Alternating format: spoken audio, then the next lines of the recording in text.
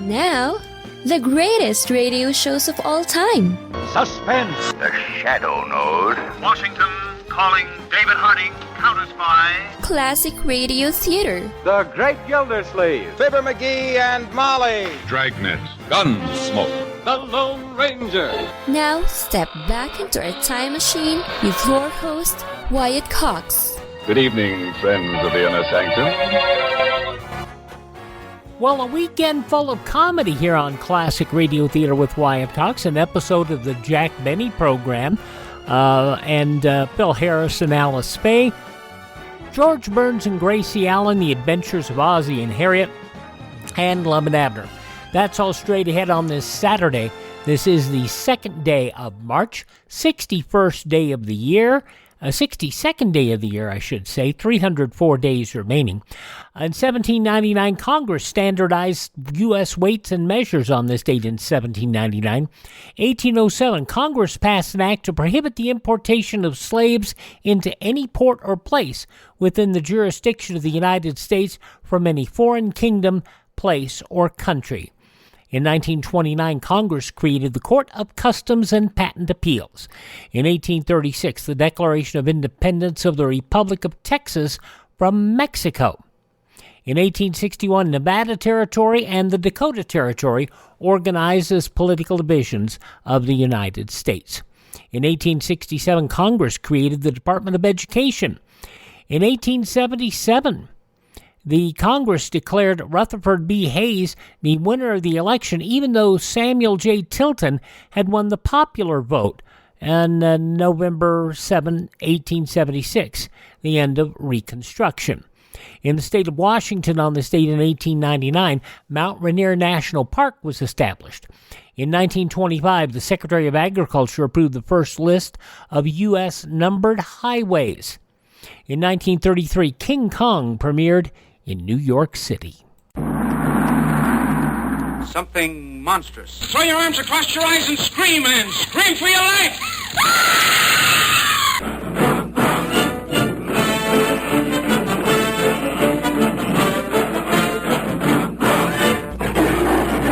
Oh, no. It wasn't the airplanes. It was beauty killed the beast. A small clip from King Kong premiering on this date in 1933. In 1940, Elmer Fudd made his debut in the cartoon Elmer's Candid Camera. In 1949, Captain James Gallagher landed his B-50 Superfortress Lucky Lady II in Fort Worth, Texas, after completing the first non-stop around-the-world airplane flight in 94 hours and a minute. In 1949, the first automatic street light installed in New Milford, Connecticut.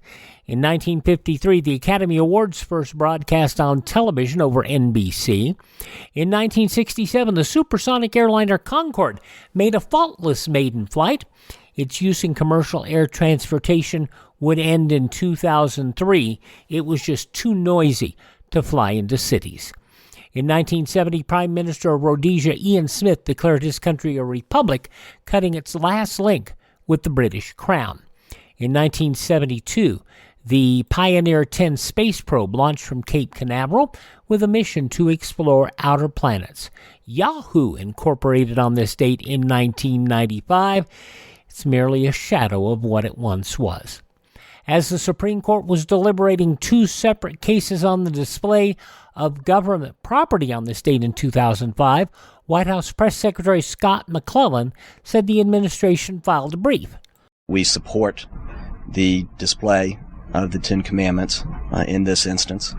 The two cases were split among complicated reasonings. I imagine that the main reason that the Ten Commandments is not being displayed in courthouses or on government properties is the fact that it is threatening and offensive to lawyers. In 2012, a tornado outbreak occurred over a large section of the southern United States and into the Ohio Valley region, resulting in 40 tornado-related fatalities. One observer summed it up. The damage is truly remarkable. I mean, someone asked me a moment ago to sum it up. It's horrific. Massive tornado outbreak in the south on this date in 2012. Among those passing away on this date in history, writer D.H. Lawrence, actor-director Randolph Scott, actress Sandy Dennis, singer Dusty Springfield, and Hank Ballard, another great musician, actress Mercedes McCambridge, who had deep roots in radio, and musician Martin Denny. Among those born on this date, Theodore Seuss Geisel, Dr. Seuss. I wish we could do what they do in Catrue. They sure know how to say happy birthday to you. In Catrue, every year, on the day you were born, they start the day right in the bright early morn, when the birthday honker hikes high up Mount Zorn and lets loose a big blast on the big birthday horn. That read by Hans Conried, Dr. Seuss, born on this date in 1904. Others born on this date, the President of the Republic of Texas, Sam Houston, Pope Pius XII, German composer Kurt Weill, Desi Arnaz, actress Jennifer Jones, singer, guitarist Lou Reed, singer Eddie Money, and the lovely and talented Karen Carpenter, all born on this date in history.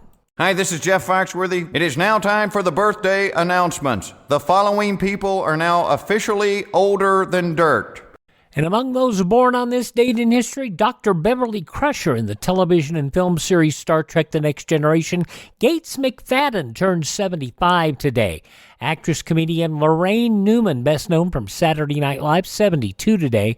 From the Osmonds, Jay Osmond is 69. From the Cowsills, John Cowsill is 68.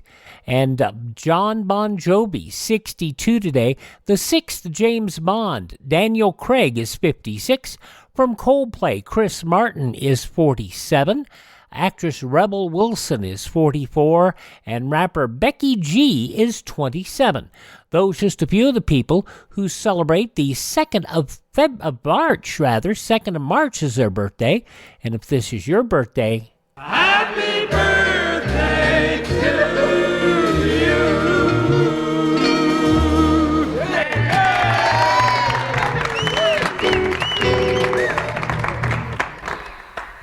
And we're going to start off this hour of Classic Radio Theater with Wyatt Cox with a pair of shows from 72 years ago, March 2nd, 1952, the Jack Benny Show, and then Phil Harris and Alice Faye.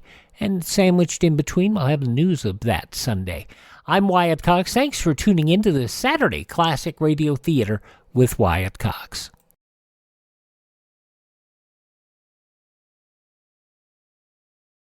There's an expression that goes, don't put off until tomorrow what you can do today. And that's a very good expression to keep in mind now that income tax time is coming along.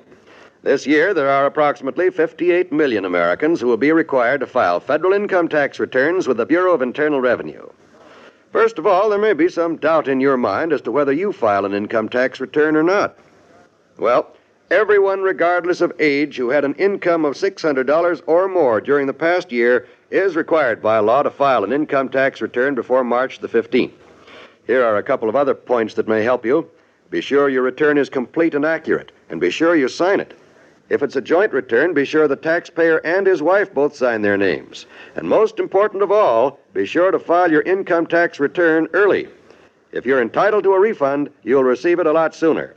Remember, don't put off until tomorrow what you can do today, especially you taxpayers. And on this Saturday Classic Radio Theater with Wyatt Cox, we head back to a Sunday, March 2nd, 1952, 72 years ago today, a show from Palm Springs, and we'll get into Jack's song.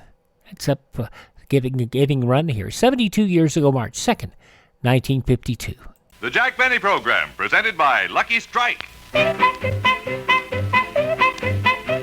Be happy, go lucky, get better taste today. Friends, smoking enjoyment depends on taste, and taste alone. Yes, in a cigarette, it's the taste that makes the difference. And you can taste the difference in a Lucky Strike. So mild, so smooth, so firm and fresh, with better taste in every puff. Yes, Lucky's taste better, and here's why. First, LSMFT Lucky Strike means fine tobacco. Fine, mild tobacco that tastes better. There's no substitute for fine tobacco, and don't let anybody tell you different.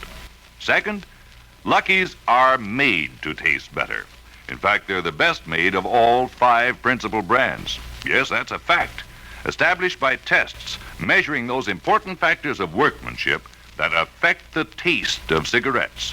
Tests made in the research laboratory of the American Tobacco Company and verified by leading independent laboratory consultants. So remember, your smoking enjoyment depends on taste, and taste alone. And you'll find Lucky's taste better. Always so mild, so smooth, so firm and fresh, with better taste in every puff. Make your next carton Lucky Strike. Be happy, go lucky strike today.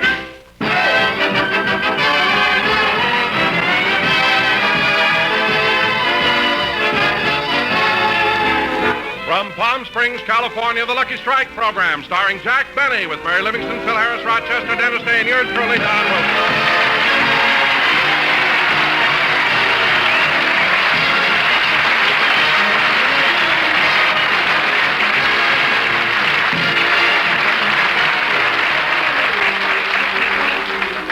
Ladies and gentlemen, once again, we're broadcasting from Palm Springs, California. This being such a romantic spot, I'd like to make the opening introduction with a little poem. A poem? Nestled in the hills, far away from care, is a place we go to breathe the desert air. And there, out by the pool, far from strife and toil, is our blue-eyed star selling suntan oil. And here he is, Jack Benny.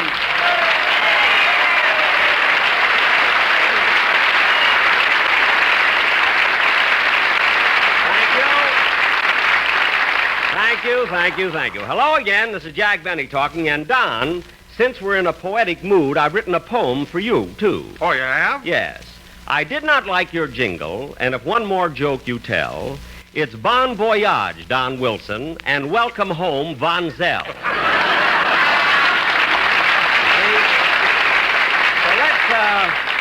let's not have any more of your poems, eh, Henry Wadsworth, fat fellow?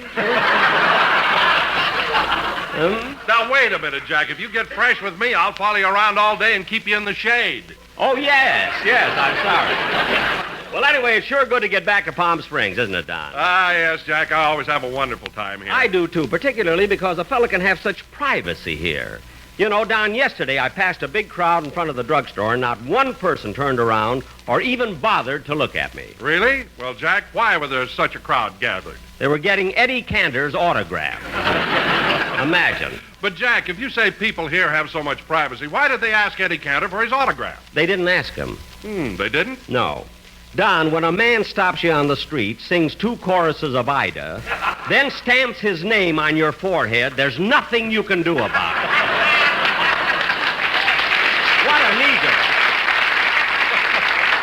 What a meager beaver. Ah, Jack, you're just mad at Eddie because he beat you on the golf course yesterday. Sure, but he wouldn't have beaten me if he'd have played fair. Fair? Yes, imagine this, Don. When we both got on the last green, just as I was getting ready to putt, he put down a dime to mark his ball. What's wrong with that? He divided my point of interest. Then when I missed the putt, I got so mad I took a swing at the dime and sliced it right into my pocket. The first hole in one I ever made. Anyway, Don, I'm glad you mentioned golf because tonight our program is dedicated to the formal opening of the new Tamarisk Country Club here in Palm Springs. And it's really one of the most beautiful pardon me, but does this dull twosome mind if a funny man plays through? Oh! Hiya, folks.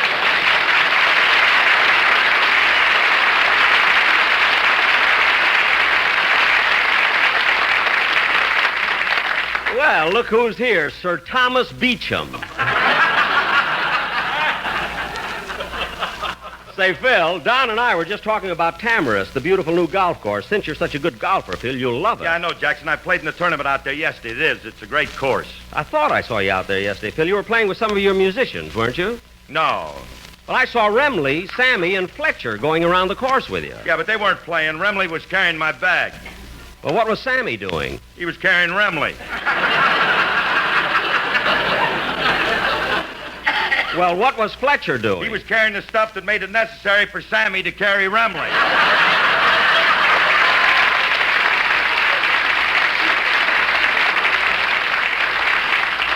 Oh, yes, Remley is your handicap. He ain't no water hazard. I know. Hey, Jackson, how about you and me playing out at Tamara's someday? Okay, Phil, maybe we can make a match. Yeah, what do you usually go around then? Well, my handicap is... Hey, wait a minute. Hey, Don, watch me get him this time. Phil, ask me that again, will you? Ask you what again? What do you usually go around in? Shorts or slacks, depending on the weather.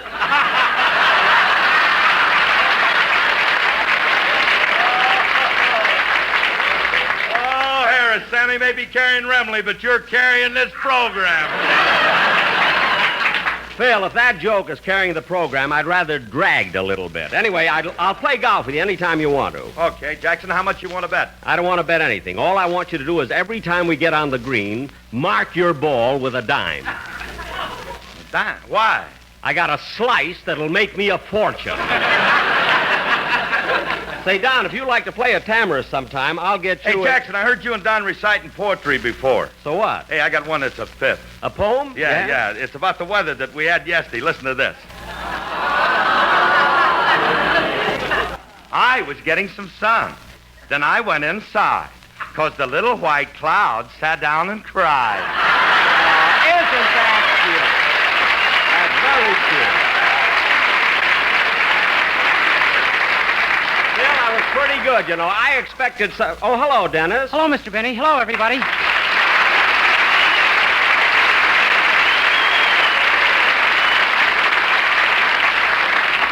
Well, Dennis, I hope you're having as much fun in Palm Springs as we are. I sure am, but boy, am I tired. Tired? What have you been doing? Well, last night I went to the movies and I had to stand for 2 hours. That crowded, huh? No, there was plenty of room. Then why'd you have to stand in the movies? I went to a drive-in and I didn't have a car. Now, wait a minute, Dennis. How did you get into a drive-in without a car? Oh, I was carrying an umbrella and they thought I was a convertible. Oh, stop being silly. What's that on your nose? A windshield wiper. What? Now cut that out! Windshield wiper. I suppose that thing on your forehead is your license number. No, Eddie Cantor's autograph. Oh, yeah. Now, Dennis, stop being silly and answer me. Are you having a good time? Oh, I'll say. Friday night I went to the Chi-Chi and saw Sally Rand. I never laughed so hard in all my life. You know, Don, the weather here has been so beautiful today. I think Wait a minute, hold it. Let's go back here a minute. Look, didn't you listen to what this kid just said? I listened to it, heard it, and ignored it. Well, I ain't going to ignore it. Dennis, you went to the Chi-Chi and saw Sally Rand's act? Uh-huh. The Sally Rand? Uh-huh. And when you finally saw Sally Rand's act, you, laughed? Yeah, I was sitting up so close those fans tickled.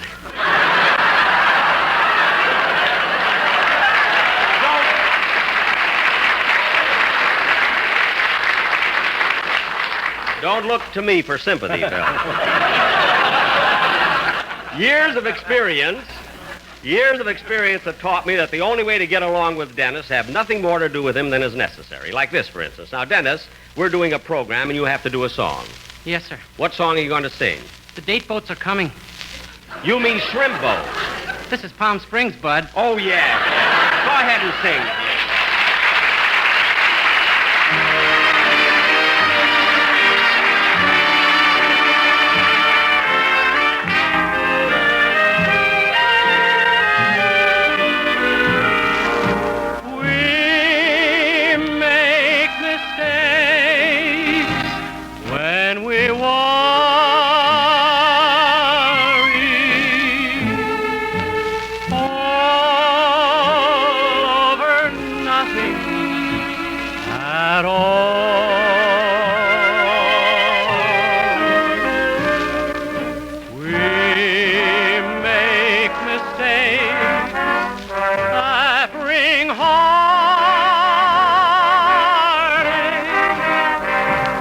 And the tears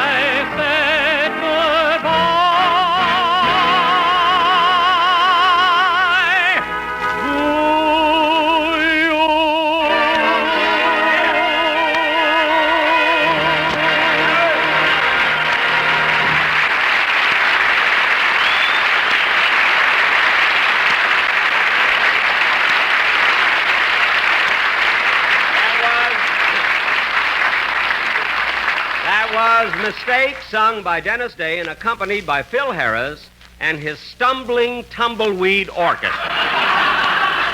And now, folks... Hold it, Melvin. Just a minute. Just slow up a minute. Huh? I mean, look, I don't mind so much when we're at home, but when we're out of town, let's don't be making insulting remarks about the orchestra, huh? Well, Phil, I got a right to make comments about your band. After all, who's the star of this show? Well, when I see my paycheck, I know it ain't me. Oh, stop complaining. I'm not complaining, Jackson. It's just that I'd like to pay income tax like everybody else.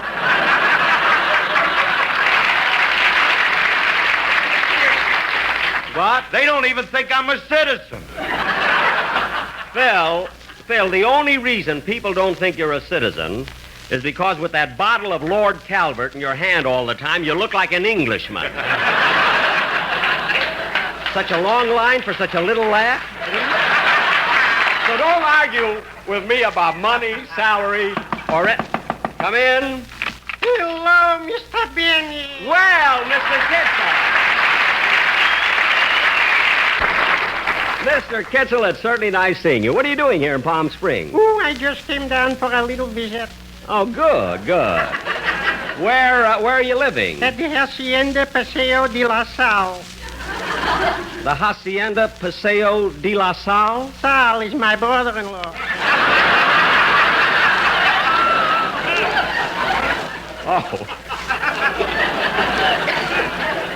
Oh, he's married to your sister? Yeah, her name is Hacienda. Well, what about Paseo? He's a silent partner. Oh, I see. Well, tell me, Mr. Kitzel, is your wife is here with you? Yes, and we having fun. We go swimming, we play tennis, and you know, this morning my wife rented a bicycle built for two. Oh, and you both went for a ride, huh? No, just her. Then why did she get a bicycle built for two? Believe me, she can use it.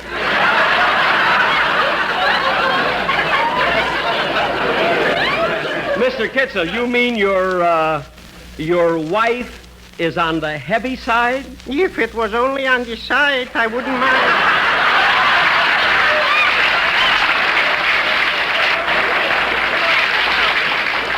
Oh, well, what's the difference? As long as you're in love with her, Mr. Kitzel, that's all that matters. That's what I keep telling myself.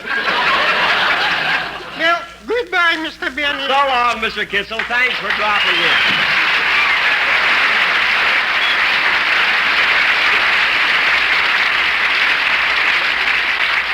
Well, it seems that everybody's in Palm Springs this week. You know, Jack, I'm glad I'm here, too, because I did some research on this community that I'm sure will please our sponsor very much. Please a sponsor? Why? Well, what's the name of the company that makes Lucky Strike cigarettes? The American Tobacco Company. That's right. Now, who were the earliest Americans in America? Why, the Indians, of course. That's right. Now, here around Palm Springs, there are many Indians. So yesterday I went out in the desert till I met some members of the tribe that first settled Palm Springs. The Coahuila Indians. The Coahuilas? Yes, and do you know what those Indians said to me? No, Don, what? Oh, for heaven's sake.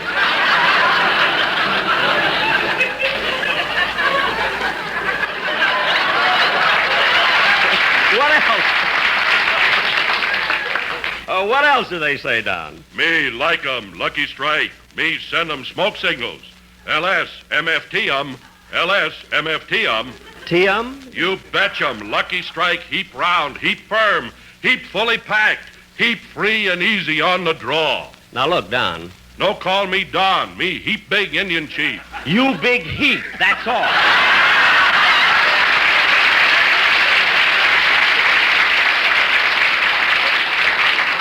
And I got another word here. Ugh. What's that? Shh. They send 'em signals from reservation. It say only fine tobacco can give 'em good taste in cigarette. And don't let any drum tell you different. Don, that was very good. What are those horses' hooves? Commercial finished. Take 'em plugged back to reservation. Oh, me catch 'em up. Me catch 'em. And Don, that was a very educational commercial, but you made one little mistake. It was the Tockwitz Indians who founded Palm Springs, not the Coahuilas. Oh, no, you're wrong, Jack. It was the Coahuilas. I'm not wrong, Don. I'll prove that I'm right. There happen to be quite a few Indians in the audience, so I'll ask one of them. I'll ask that one in the front row. He must be a chief. He's wearing a headdress.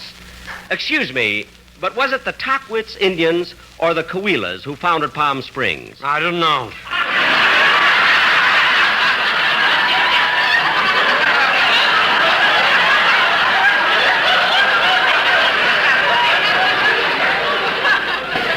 Well, what tribe do you belong to? I don't know. Well, where's your reservation? I don't know. You don't know anything. You're a fine Indian. I'm not an Indian. Then how come you're wearing those feathers in your hair? I went to the Chi-Chi last night and sat too close.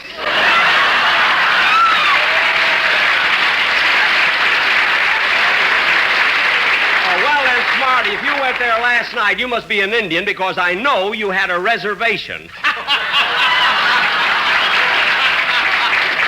Hey, that was pretty funny, wasn't it, Dennis? I don't know. Look, Dennis, why don't you just... I'll get it.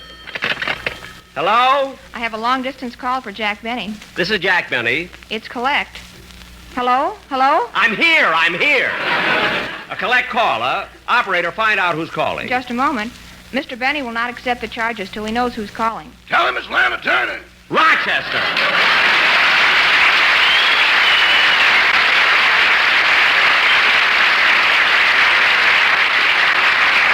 Rochester, I thought you'd be down here by now. Where are you calling from? From Pomona. Pomona? What'd you stop there for? I got a flat tire. Oh, that's too bad. No, that's good. It was laying in the road, and it's better than the one we had on. Oh. If I find 3 more, I'll be there by morning. Well, you better be here by morning. I'm going to play golf, and I want you to caddy for me. Oh, boss, I hate to caddy for you at Palm Springs. Stop complaining. Tamarisk is a very level course. There's nothing tough about it. Nothing for you, but how about me? I have to carry a golf bag, 12 clubs, a basket of sandwiches, a gallon of lemonade, a first aid kit, and a parasol. So what? You don't need a caddy, you need a burro. Oh, Rochester, you don't carry so much. I don't. Remember what happened last time I went out loaded down like that? What happened? An old prospector tied a rope around my neck and led me off into the mountains.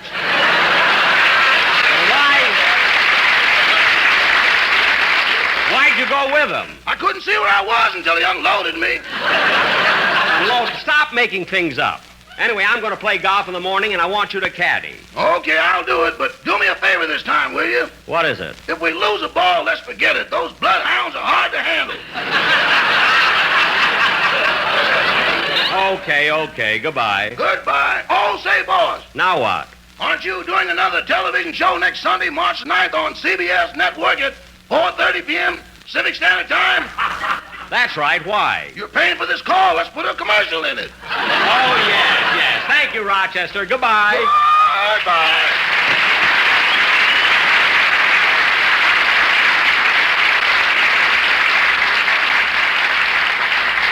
And now, ladies and gentlemen, in honor of the opening of Palm Springs' newest golf course, Tamarisk, we are going to Jack, before we go any further, I must tell you something, and I know you're going to be surprised. Surprise? What is it, Don? There's a friend of yours who also belongs to Tamarisk, and he'd like to come on and say a few words. A friend of mine? Is it Mr. Anderson, the president of Tamarisk? No. Well, is it Ben Hogan, the pro at Tamarisk? No. Well, who is it? Danny Kaye. Come on in, Danny. Danny Kaye.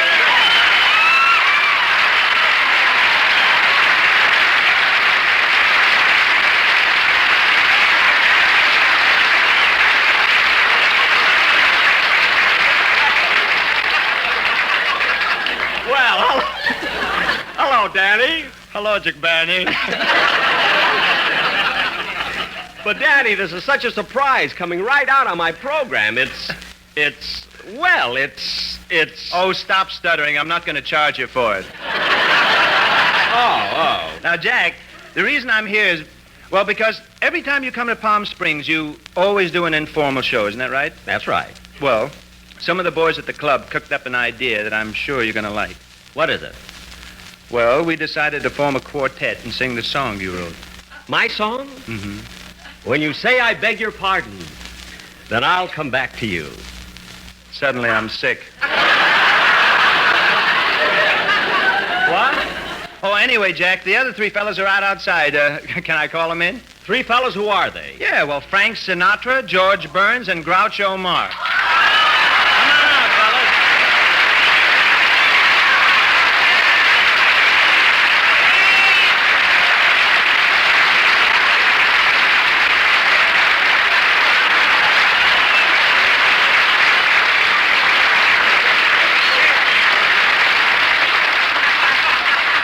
Well, George, Frankie, and Groucho. Hello, fellas. Hello. Hello.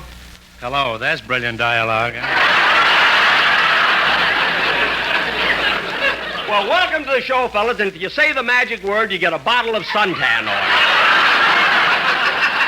Say, Jack, that reminds me. Jack? What? That reminds me. Huh? That bottle of suntan oil you sold me was much too greasy, and boy, was I embarrassed. Why? What happened? Well, yesterday when I put some on, I slipped right out of my suit. No kidding. Look, fellas, I came here to sing, so let's do it and get it over with, okay? Okay. When I say I beg your pardon. Hold it. When I say... Groucho, that's me. I may sing lousy, but I'm grammatically correct.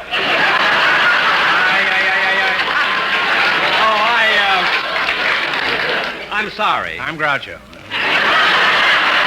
Now, look, fellas. Fellas, come on now. Let's sing Jack's song. And, fellas, I want to tell you how much I appreciate your coming over to do it.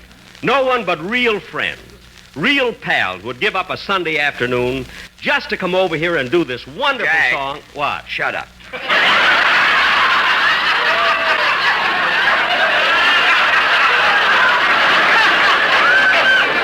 Oh. All right, fellas, let's take it. What key we're going to sing it in, Danny? It'll help if we all take different ones. Look, boy. All right, fellas, let's go. Can we have a nice introduction, please? When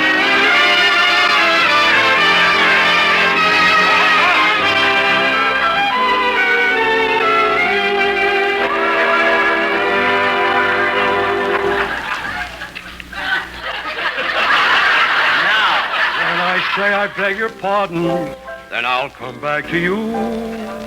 When you ask me to forgive you, I'll return. Like the swallows at Serrano, return to Capistrano. For you, my heart will always, always yearn. Will always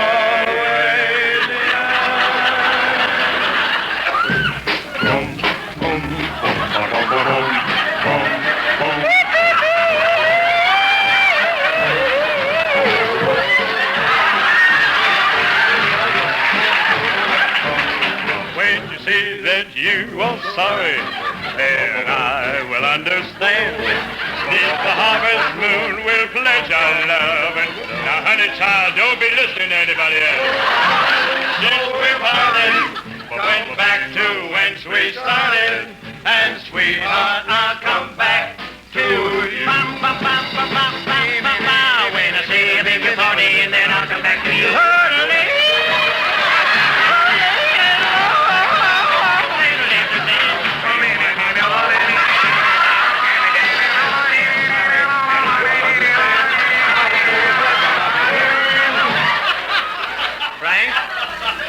So, my darling, though we've parted, come back to whence we've started. And sweetheart, I'll come back too. Sweetheart, I'll come back too. Sweetheart, I'll come back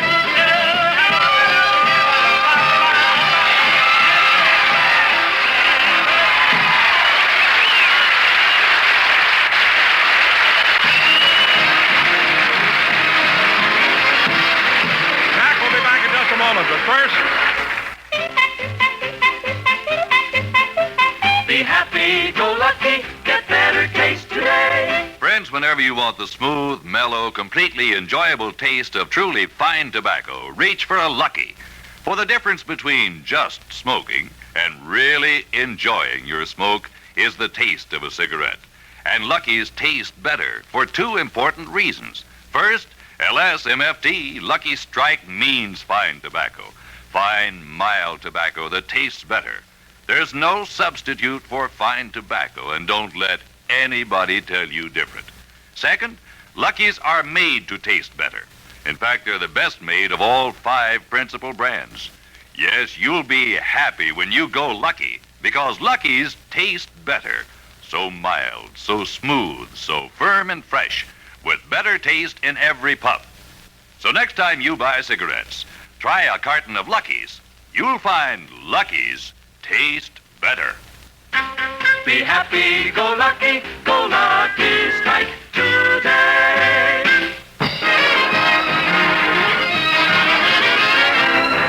Ladies and gentlemen, I want to thank Danny Kaye, George Burns, Frank Sinatra, Groucho Marx, and Benny Rubin for appearing on my program today. We'll be back with you next Sunday on radio at the same time and on television a half hour later, when I hope you will all be watching. Excuse me.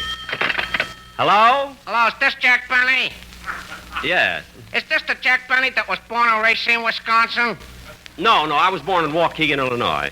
Well, you got a sister named Jeanette, haven't you? No. My sister's name is Florence. Well, are you the Jack Benny that drives a light green DeSoto?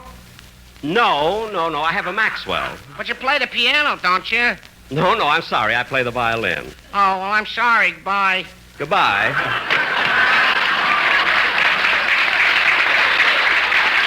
Jack, who was that? A phone call from a stranger. Good night, folks.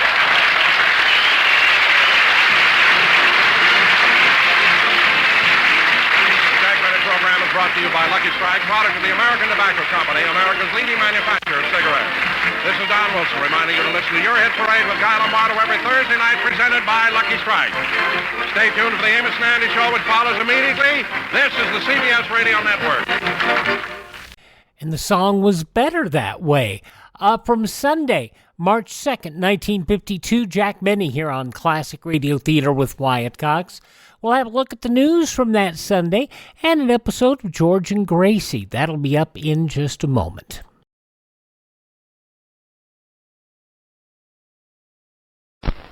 I'm Raymond Massey, and I have a special message for senior citizens.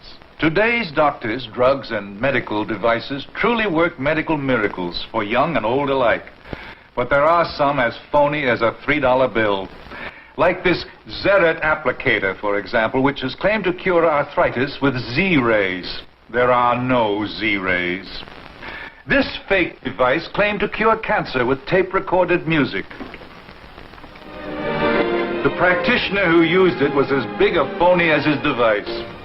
A doorbell doctor sold this food supplement to treat 42 diseases. It has nothing of value that's not contained in the food you buy at your supermarket.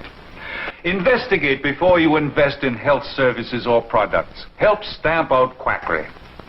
This has been a public service announcement from the Food and Drug Administration in cooperation with this station. Now on Classic Radio Theater with Wyatt Cox, we just heard Jack Benny. In a moment, we'll hear Phil Harris and Alice Faye. Both shows were broadcast Sunday, March 2nd, 1952. Let's look at the newspapers of that Sunday, 72 years ago. These were some of the headlines. President Truman will carry to the country his fight for a $7.9 billion foreign aid program with a nationwide television and radio address Thursday night. He's expected to appeal for public support in what may be a fight with a critical Congress. At about the same time, Congress expected to receive the president's program for new overseas military and economic aid, calling for about $7.9 billion in fresh appropriations. Communists and Allied negotiators locked horns yesterday in another unyielding struggle over Russian participation as a Korean truce inspector. Neither side gave an inch. The deadlock heightened by fresh disagreements on terms for prisoner exchange. The United Nations Command accused the Reds of repudiating their agreement to exchange supplemental data on war prisoners. King Farouk appointed Ahmed Nagubli Hili Pasha, an independent, as prime minister of a tense and heavily guarded Egypt. The palace said Farouk had accepted the resignation of Prime Minister Ali Mahar Pasha, whose non-party government had ruled since January 27th under martial law, which continues. A Republican senator created a bit of a sensation yesterday by endorsing Democrat Senator Russell of Georgia for the presidency. Senator Young of North Dakota said Russell is superbly qualified to become president and said he would back him if the Democrats have sense enough to nominate him. He said he didn't see how Democrats, particularly in the agricultural Midwest, could fail to support him. No member of Congress, he says, knows more about the intricate farm problems or is more sympathetic to them. A graduate chemistry student told authorities yesterday he staged a shooting spree and wounded another chemist after brooding about an experiment and drinking 180-proof laboratory alcohol. 32-year-old Leonard Stallman told District Attorney Richard Bardwell that he blacked out in the University of Wisconsin chemistry lab and could not remember shooting 27-year-old William Loeb of Winnetka, Illinois. Loeb in serious conditions yesterday with bullet wounds in the chest, hand, and side. General Hoyt S. Vandenberg, Air Force Chief of Staff, tapped by President Truman yesterday for another 14-month run in the important defense post. The White House said the president wanted to give Vandenberg the opportunity to complete 30 years of military service in his present job.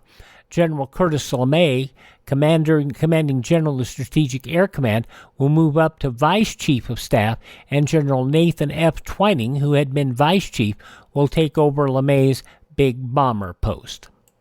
Reno police admitted yesterday they were being forced by lack of clues to sit back and wait for a break that might help them solve the brazen $2.5 million daylight burglary of a safe from the palatial home of multimillionaire LaVere V. Redfield.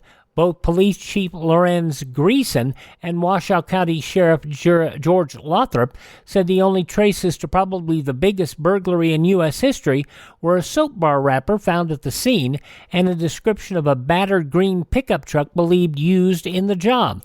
The 400-pound safe hauled out of the bedroom window of the Redfield home Friday afternoon while Redfield and his wife were playing roulette at a Reno casino. The apparently unseen thieves overlooked a suitcase containing negotiable securities valued at another $1 million. Well, Philadelphia has lost its winter weather prophet.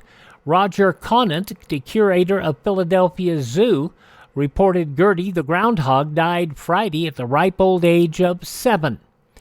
And patrolman Matteo Ciccione stopped his cruiser car in front of a Leominster, Massachusetts market yesterday for a routine check. As he stopped the car, he stepped on a soft mound. Ciccione dashed back to the station, disposed of his clothes in the boiler, and jumped in a shower. Seems the soft mound he stepped on was a skunk. Those some of the day's top news stories as reported in the newspapers of Sunday, March 2nd, 1952. And on the radio, we just heard Jack Benny. We'll hear from Phil Harris and Alice Faye next here on this Saturday, Classic Radio Theater with Wyatt Cox.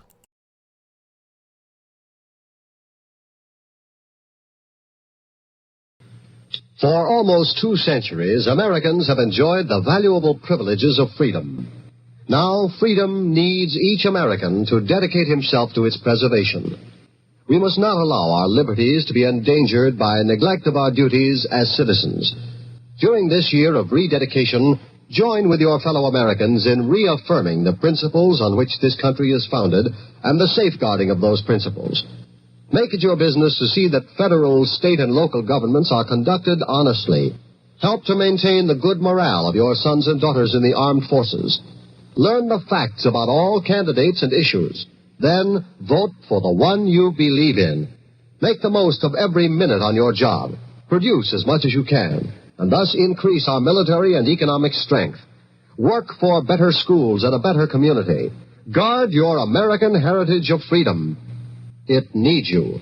And now on Classic Radio Theater with Wyatt Cox. So we want to tell you tomorrow more comedy on Sunday with the Screen Directors Playhouse production of The Paleface starring Bob Hope, My Favorite Husband starring Lucille Ball.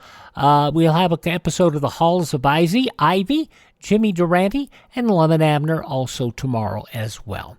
But right now, let's roll on here with an episode of the Phil Harris Alice Faye Show from 72 years ago, March 2nd, 1952.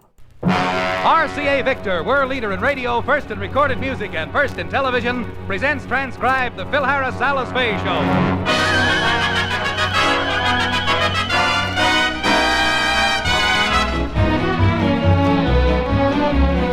For your enjoyment, here is the Phil Harris Alice Faye Show, written by Ray Singer and Dick Chevrolet, with Elliot Lewis, Walter Tetley, Robert North, Janine Roos, Ann Whitfield, Walter Sharp in his music, and yours truly, Bill Foreman.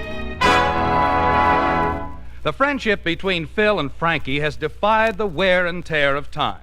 But tonight, a most unexpected turn of events puts that friendship to a severe test. More about that later, but first a word from RCA Victor. There's one big reason why you should buy RCA Victor television. It's simply this. RCA Victor television is the best. An RCA Victor superset, like the Colby table model, for example, is the best you can buy. And the reason for that is easy to explain, too. The pictures you get on the Colby's 17-inch picture tube are clearer, brighter, and steadier. The Colby brings you television with picture power. You get the best reception possible, even in difficult reception areas. Yet you can buy the Colby now at the wonderful low price of only $229.95. And remember, all RCA Victor prices are complete. There are no extras to pay. The price includes federal tax, full-year warranty on the picture tube, and no extra charge for mahogany finishes. So buy RCA Victor television with RCA factory service. It's television's greatest combination. And now the stars of the RCA Victor program, Alice Faye and Phil Harris.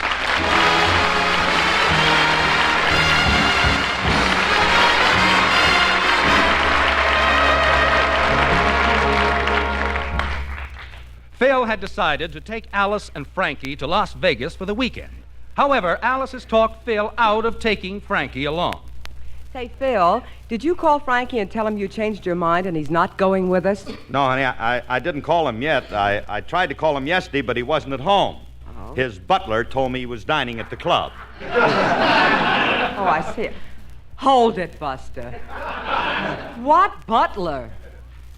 Well, he's not exactly a butler. He's the janitor at the municipal lodging house. Oh, Frankie's townhouse.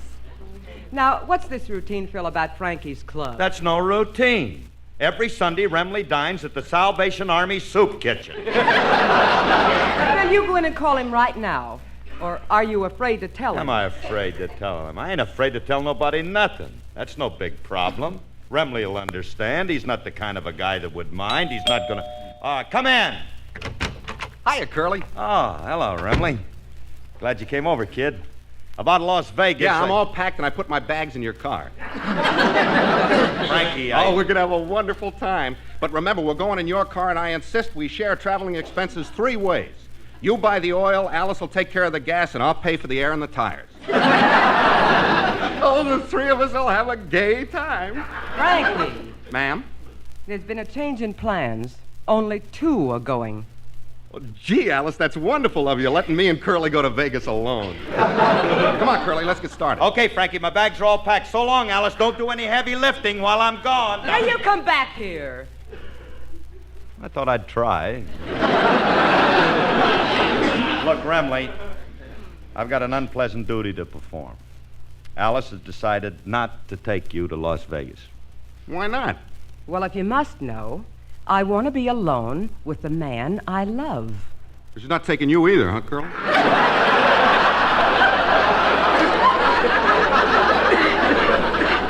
I'm taking Phil. You're the one that's not going. Curly, you can't let her do this to me. I'm all ready to leave. I got my bags packed, and I've been looking forward to spending time at the gambling tables at the Last Frontier. On the way over, I stopped at the bank and got this big roll. Look. Hey, look at that roll. 50 pennies. Not only that, I went out and bought special gaming equipment, and now I can't go. Well, I'm sorry, Remley. What special equipment? A roulette wheel magnet. Jackpot Jimmy. And some lead weights for loose dice. Oh, aren't you taking your stocking mask and gun? Please, I'm not a bandit. I'm just a crooked gambler. Curly, why don't you force Alice to take me? How can I force her? Beat up on her, and while she's unconscious, we'll skip. All right, will you stop with all that? If I have to choose between you and my wife, I'm going with my wife. I mean, you understand that, don't you? Yes. I understand all too well. I never wanted to say this, Curly, but for quite some time now, I've had a feeling that Alice is replacing me in your affection.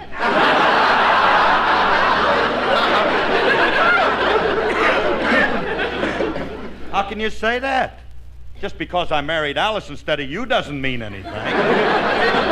Frankie, you're taking a very unreasonable attitude. Unreasonable, he says. This isn't just a thing that's happened suddenly. This is something you've been building up to for years. You never did like me, did you?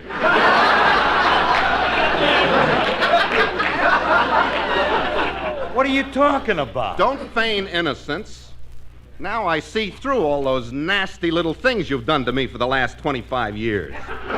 What nasty thing? Things like feeding me at your house, buying my clothes, paying me as a guitarist when you know I can't play a note.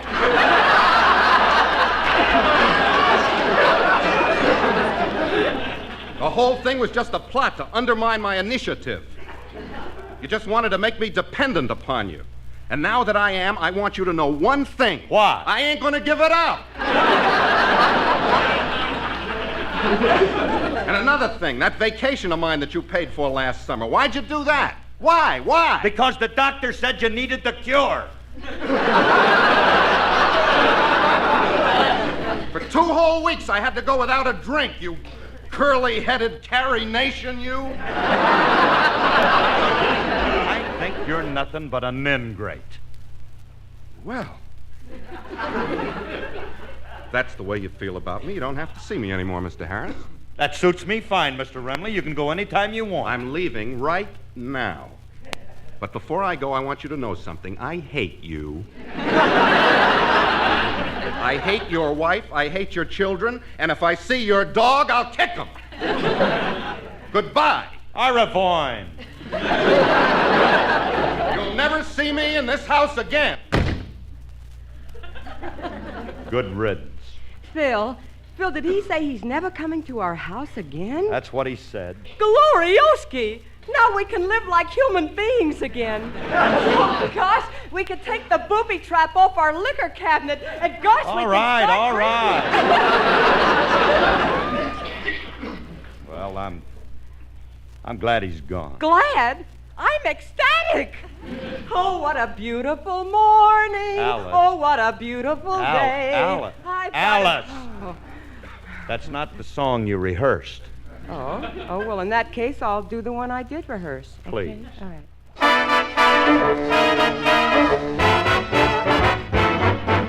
Why don't we go walking tonight while the moon is shining the lovely light? You can tell at a glance it's a night for romance. The night is long, the skies are clear, and if you want to go walking, dear, it's delightful, it's delicious, it's lovely. I understand the reason why you're sentimental, 'cause so am I. It's delightful, it's delicious, it's lovely. You can tell at a glance what a swell night this is. Romance you can hear, dear Mother Nature murmuring low. Let yourself go, so please be sweet, my chickadee.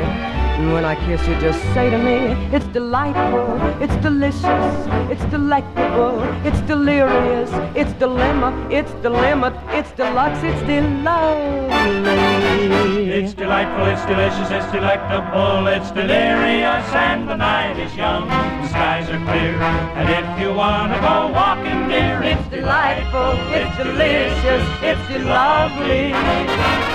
I understand the reason why you're sentimental, so am I. It's delightful, it's delicious, it's de-lovely.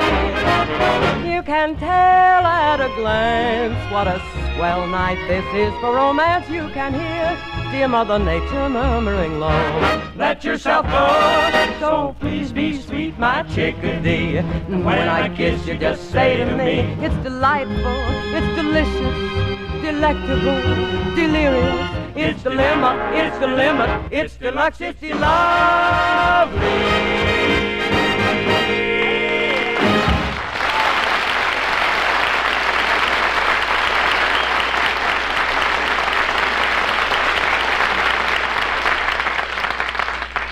Well, Phil, now that you've broken with Frankie, don't you feel better? Yeah, I certainly do. Yeah. I'm glad I broke up with him. It's the best thing that ever happened to me. I'll never have to see him again. Oh, Alice, I'm so unhappy. I'm so lonesome. I don't know. Oh, for heaven's sake, stop acting like a baby. Just because... Phil, what are those things you've got there? What's that bundle of papers you're pressing to your heart? Little mementos that Frankie's given me over a period of years. Well, I'll be darned. He's got them tied with a blue ribbon yet. What are they? IOUs.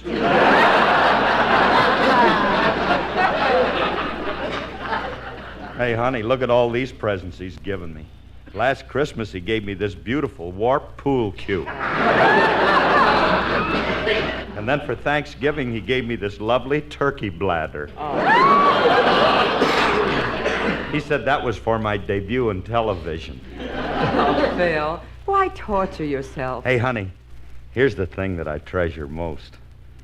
Frankie gave me this in 1943. It was something that was sent to him, but as soon as he got it, he rushed right over and gave it to me, and he said, Curly, I'd rather you have this than me. What is it? His draft notice. He certainly has been good to you, Phil. Look, honey, if you feel so upset about splitting up with Frankie, why don't you go over and make up with him? Not in a million years. He's nothing but an ungrateful, no-good, low-down moocher, and I'm going to tell everybody what he's really like. Now, Phil, that isn't nice. And besides, it's not like you. You shouldn't blacken Frankie's character just because you had a fight. He wouldn't do that to you. There's one thing I can say about Frankie. He's not the least bit vindictive.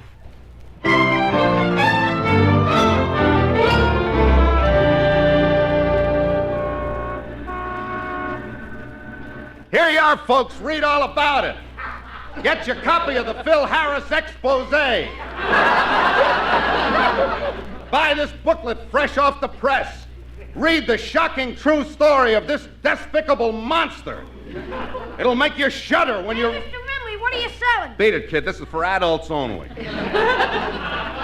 What's them booklets about? Julius, in this book you'll find some of the most sordid, gory, and nauseating details ever printed. Oh, it's the story of your life, huh? No, it's the complete, uncensored story of Phil Harris's life. You're allowed to sell this in broad daylight? Are the facts in this booklet really true? Of course they are. These are the true confessions of Mr. Harris as told to me in the strictest confidence. I wrote down every word just as he said it. Look at this chapter. My early days as a peeping Tom.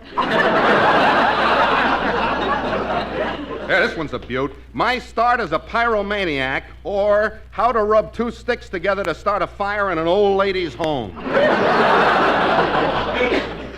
That's him, all right. Yeah, that's just about his early life. There are a few chapters on his present activities, too. Here's a choice one. How I trained my wife to be the head of the alien smuggling racket. Mr.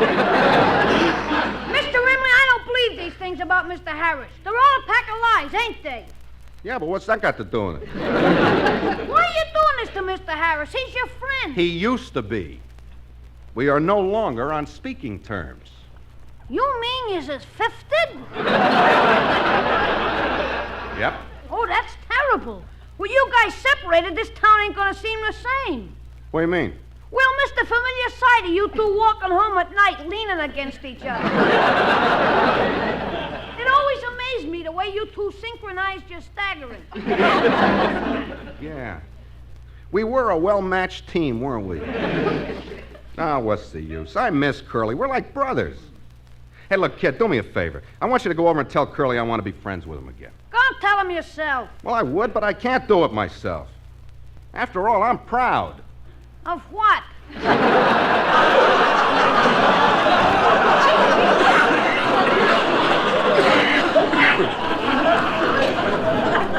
I mean, I got my pride.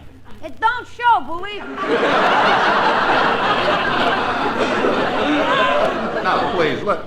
Just go over and tell Curly I think he's a sweet guy, a wonderful person. I'm sorry I've ever done anything to hurt him. All right, I'll tell him. Oh, that's sweet of you, kid.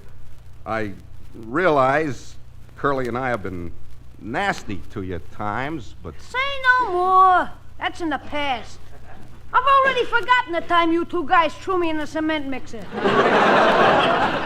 the time you tried to blow me up in the oven. Or that occasion when you did your best to drown me in the kitchen. Them things just roll off my back like glue. There's one thing about me, I ain't vindictive.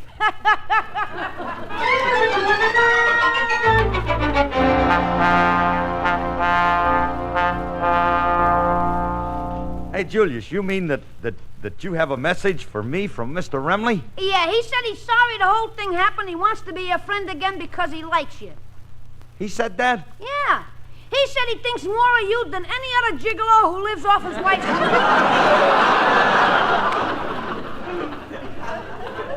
He called me a gigolo? Well, that's a nasty thing to say. This gets nastier as it goes along. But he says he's sorry for the way he acted and he's willing to arrange a truce with you. He is? Well, if he's sorry, tell him I'm willing to sign a truce with him. Not so fast. He has a few stipulations. What stipulations? You gotta deposit $10,000 to his account, divorce your wife, sell your 2 kids, and turn your band over to him. What? Of all the nerve, expecting me to turn my band over to him.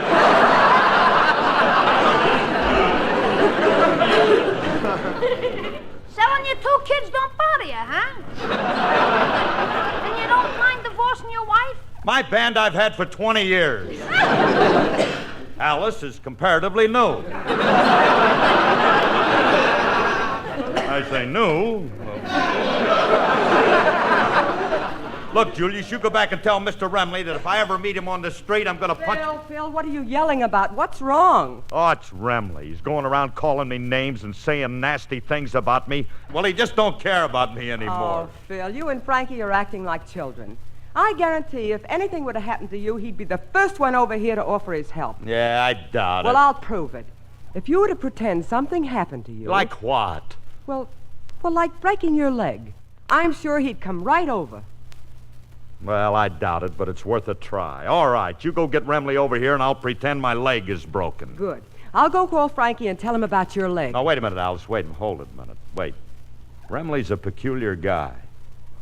He may not want to spend the car fare just for a broken leg.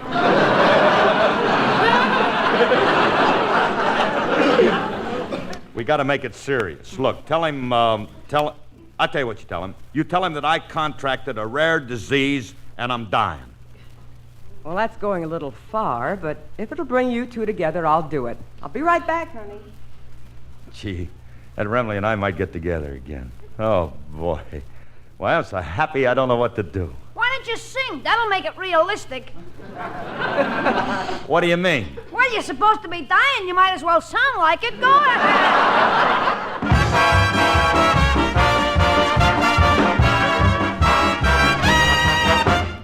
You get a line and I'll get a pole, honey. You get a line and I'll get a pole, babe. You get a line and I'll get a pole, and we'll go down to the crawdad hole, honey, baby mine. Yonder come a man with a sack on his back, honey. Yonder come a man with a sack on his back, babe. Yonder come a man with a sack on his back, got more crawdads than he can pack, honey, baby mine.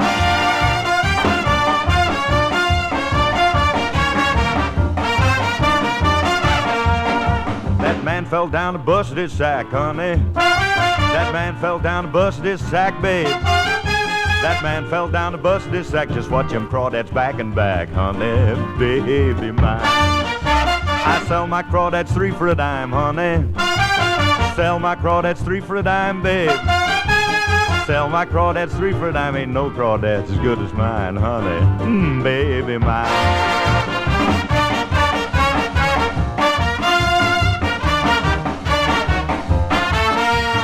What are you gonna do when you lose your pole, honey? What are you gonna do when you lose your pole, babe? What are you gonna do when you lose your pole? Just sit and look down that crawdad hole, honey, baby mine. What are you gonna do when the creek runs dry, honey? What are you gonna do when the creek runs dry, babe?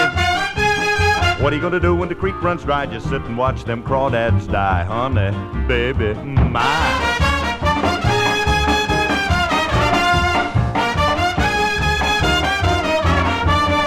Well, get up, Kate, you slept too late, honey. Oh, get up, Kate, you slept too late, babe. Now get up, Kate, you slept too late. That crawdad man done passed your gate, honey, baby mine.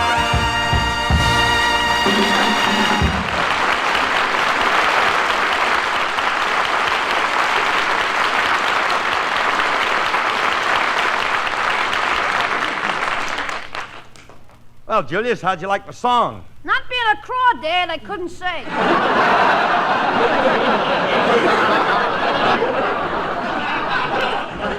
Say, Phil, I was right. I called Frankie and told him, and he said he was coming right over, and you shouldn't die until he gets here. Ah, good old Frankie. I might have known that he wouldn't let me down. He's a good boy, old Frankie. You bet. I told you he'd come through. Now, here, look, lie down on the couch and look like you're dying. I'll put a little powder on your face and make you look real pale. Julius, you better run along. Okay. I gotta keep them 2 guys apart. If they ever get together again, my little life will be shortened by about 20 years. I feel like a rat doing this, but it's a question of survival. I gotta get to Mr. Remley before he... Hello, Julius. Tell me, kid, am I on time? How's my pal Curly? He's pretty bad. I wouldn't go in if I was you. He's a gory sight to behold. Gory? Alice told me he had a jungle disease. That's just it. One of his pink elephants stepped on him.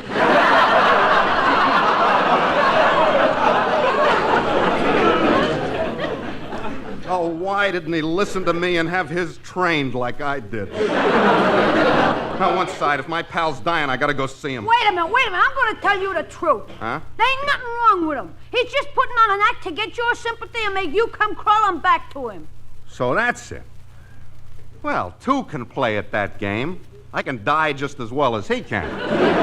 I'll go and teach him a lesson. Thanks, kid. That's all right. Anything to help you guys. Oh, Frankie. Frankie, you're just in time. Go inside and see him. All right. I'll try to drag my pain-racked body in there. Phil, Frankie is here. Oh. Hello, Frankie.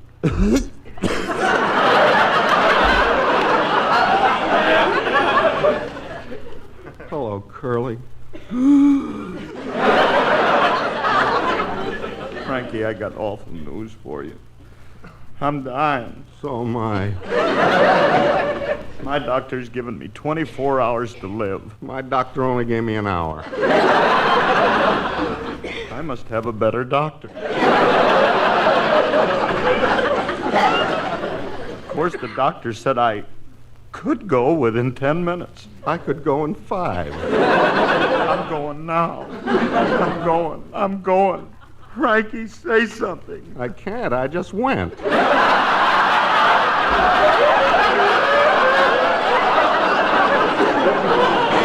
Now, wait a minute. You can't die before me. Why can't I? Why do you always have to be first? Because I'm the leader. All right. If you want to die first, go ahead, but hurry it up. I ain't got all day. Frankie, how can you be so callous at a time like this? What? Your very best friend is about to pass on to the happy hunting ground, to that place in the great beyond from whence there is no return. He is outward bound to greener pastures, leaving me alone. Alone. Alone. How do you like that? I'm dying and she's trying for an Academy Award. Betty, will you get down? Frankie, you listen to me, pal. I'm going, but I have one thing to say before I... Oops, it's too late. I feel myself slipping away. Here I go. Goodbye, Frankie. Goodbye, Alice. Shake hands with the kids and kiss the maid goodbye for me. Farewell. Oh. Oh, Frankie. Frankie, he's gone. Yeah. My best pal is gone. Alice, words fail me, but there's one thing that I want to say to you, his widow. What's that, Frankie? Alice, will you marry me? Pack up your money in my old... Hold it! You back? Yes, I'm back. Oh. This is the last straw, Remley. This proves you don't care for me at all. I was only pretending I was dying to get your reaction. Shirley, I knew you were pretending. Julius told me. I was only pretending, too. You mean you were kidding me all the time? Sure. Hey, it's good to have you back again, pal. Good to be back, chum. Let's not ever be this silly again. No. Let's act like grown-ups from now on. Yeah. Hey, Rem. Huh? How'd you like that deathbed scene I did? That was fair. What do you mean fair? It was great. It was better than yours. It was not.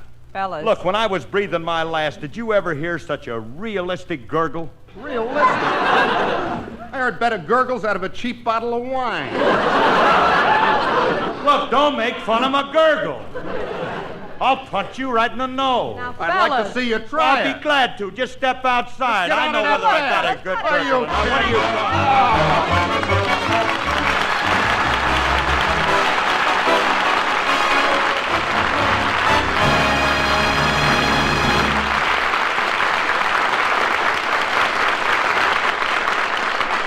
Alice and Phil will be back in just a moment. It's something new and something different. An album of records you'll want to own, to play again and again. The title is Ezio Pinza in Opera, Broadway, and Hollywood.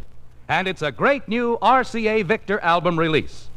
Ezio Pinza is represented in a triple light, an all-round versatile artist of opera, screen, and Broadway shows.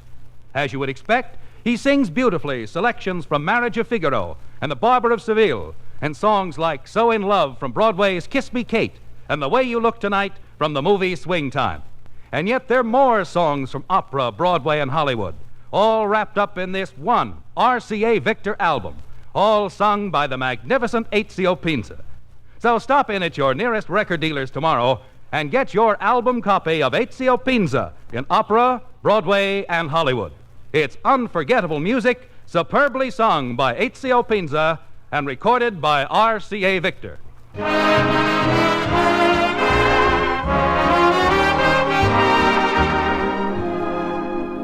Folks, this is Phil again. Our hearts go out to those in need. We hurry to answer a neighbor's call. We help a stranger at our door. But how can we answer a need hundreds of miles away? Well, we can when we answer the call of our Red Cross. The Red Cross means trained, capable people on the scene when need is greatest. So give from your heart when the Red Cross calls on you this month. Will you do that for us? Good night and thanks. Good night, everybody.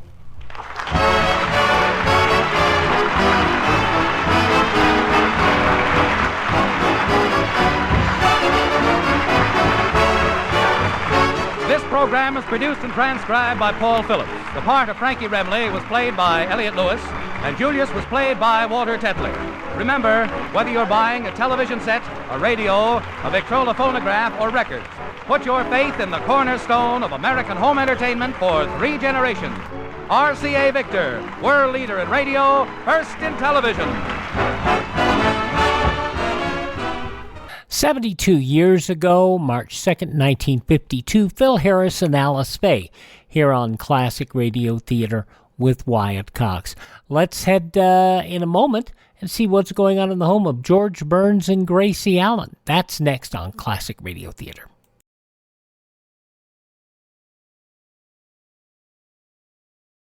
Friends, this is Jim Amici. As we in California know, forest fire's a terrible thing. It robs us of lumber, takes away outdoor recreation, ruins hunting and fishing, destroys homes and property. It can spoil livestock grazing and turn the faucet off on your supply of water that comes from the forest. Fire's mean and vicious, but it can be stopped. Stop before it ever starts. Here's what you can do to help. 1, crush out your cigarette, cigar, and pipe ashes. 2, break your matches in 2 after you use them. That way you'll be sure they're dead out. 3, drown your campfire with water, then stir it and drown it again. 4, find out all you can about your local and state laws before you use fire outdoors. Please be careful, folks. It's up to us to keep the forest green and productive. Let's all remember what Smokey Bear says. Only you can prevent forest fires. Now on Classic Radio Theater with Wyatt Cox, George Burns, Gracie Allen. We'll go back 81 years to March 2nd, 1943, and Gracie will be playing Carnegie Hall. Well, hello. Come right in. Oh, George, we've got company.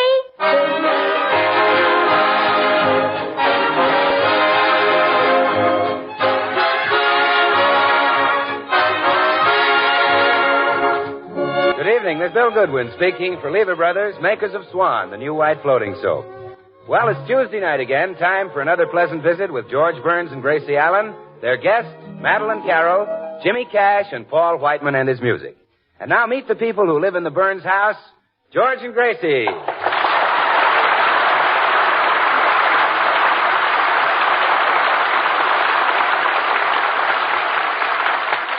Well, George and Gracie have just arrived in New York City with their little duck, Herman.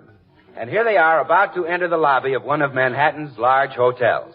Hey, wait a minute, Gracie. You better hide Herman. They'll never allow a duck in a hotel like this. Oh, yes. Herman, you jump into Mama's hat box. There. Now is Mama's precious. So put the lid on. Let's go and register. Oh, clerk. Yes? This hotel is jammed to the doors. We don't need you. Yeah, well, he's right, George. You know, I've heard that they're so crowded here that Tommy Manville is in the same room with his wife. Well, that's pretty crowded. Boy, take this luggage up to 3311. Oh, give me that hat box. What's made that noise? George, you better take some bicarbonate. Oh, yeah. Madam, what is in that hat box? Did you think it was a duck? I've seen a lot of hats, but that's the first one I've ever heard. Oh, well, this is one of the new Hollywood hats. They're wearing them very loud this year. Gracie, come on. No, in a minute, dear. Clerk, will you please send our breakfast up right away? We're starved. Yes, madam. We'd like 2 glasses of orange juice, 2 cups of coffee, some toast, and a half a dozen worms. A half a dozen worms? Why? Is that too many? Are they rationing the men now? Gracie, come on. Oh, no. Here comes Tootsie Sagwell. Hello, Tootsie. Hello, Gracie. Hello, George. Oh, hello, Tootsie. This wonderful, wonderful New York. This marvelous city. Oh, you like it, Tootsie? Oh, do I? Didn't you always say that only 1 man in a million would ever go for me? That's right. And aren't there 4 million men in New York? That's right. Well, that's 4 men. Tootsie, are you going to stop at this hotel? Yes, they wouldn't take me at the YMCA. Hello, people. Hello, Bill. Clerk. Yes? I'm Bill Goodwin. I wrote in for a reservation. Oh, yes, Mr. Goodwin. And referring to your letter, we realize there's a meat shortage, but we definitely cannot allow you to keep birds in the bathroom. Well, now, wait. Who wants to keep birds in the bathroom? You do, according to your letter. It says here, I cannot consider staying at your hotel unless there is Swan in the bathroom. Oh, well, you see, Swan, the new white floating soap that's purer than finest Castile's a regular suds and whiz. Oh, I see. Well, Mr. Goodwin, we're rather crowded, so if you're going to be with us a while, I'd suggest you reserve a table in our dining room. Oh, no, thank you. I want every meal sent up to my room. Every meal? Oh, yes. You see, the minute I finish eating, I like to jump right up and wash the dishes with Swan. Swan is great for washing dishes, you know, because it suds faster than other white floating soaps. And Swan is purer than finest Castile's. It's mild and kind to your hands. Helps keep them soft and lovely. So Swan should be used for every soap and water job around the house. Well, I must say, you're a rather unusual guest, Mr. Mr. Goodwin. Oh, boy, show Mr. Goodwin to his room. Yes, sir. Right this way, sir. Well, you just take my bags up, son, and you'll probably need another boy to help you. Here, this is for your trouble. Split it with the other boy. Split it? Sure, break it in two and give him half. Swan breaks in two with an easy twist of the rest, you know. So you can use half in the kitchen for dishes and cleaning and half in the bathroom for your hands and face. Well, I really can't take all this, Mr. Goodwin. No? No, you get 3 bubbles change. Well, this will go on for days. Come on, Gracie, let's go up to our rooms.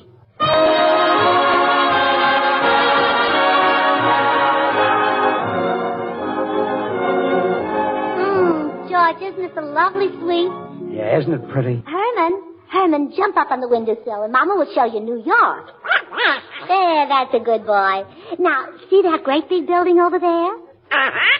Well, that's the Empire State Building. It was built by a governor of New York named Al Smith, an old Dutchman who had a wooden leg. Gracie, Peter Stuyvesant had a wooden leg. Oh, him too, huh? Yeah, he kept it in his brown derby. Oh. It's cold. Well, now New York stops right at that river, Herman. Yes, really. And beyond the river is the Bronx, very wild place where the Indians live. Gracie, there are no Indians in the Bronx. Okay. The Bronx is full of Indians, and they wear feathers. Turkey feathers. Some wear chicken feathers. But most of them wear duck feathers. Yes, and they sneak up behind little ducks and pull the feathers out of their tails. Oh, now, George, that was me. Yeah, I feel awful, yeah. Come in. Mr. Burns? That's right, boy. I have an epistle for you. Epistle? Yes, that means a letter. Well, thanks. Gracie, here's a letter for you. Yes, boy? Oh, I suppose you're waiting for a tip. Quite. $1 is the usual amount. Well, here's a dime. You've had an unusual experience. Oh, dear. Sometimes I wish I had never left Dartmouth. Oh, George, this is a note from Madeleine Carroll. She has a room right next to us, and she's coming in to say hello. Oh, good. Oh, Madeleine Carroll is awfully pretty, isn't she, George? Uh-huh, yes. Prettier than I am. Huh? Oh, no. You're much prettier than she is. Oh, no, I'm not. Huh? Oh, yes, you are. No, I'm not. Oh, yes, you are. I know, but I'm too modest to blow my own horn.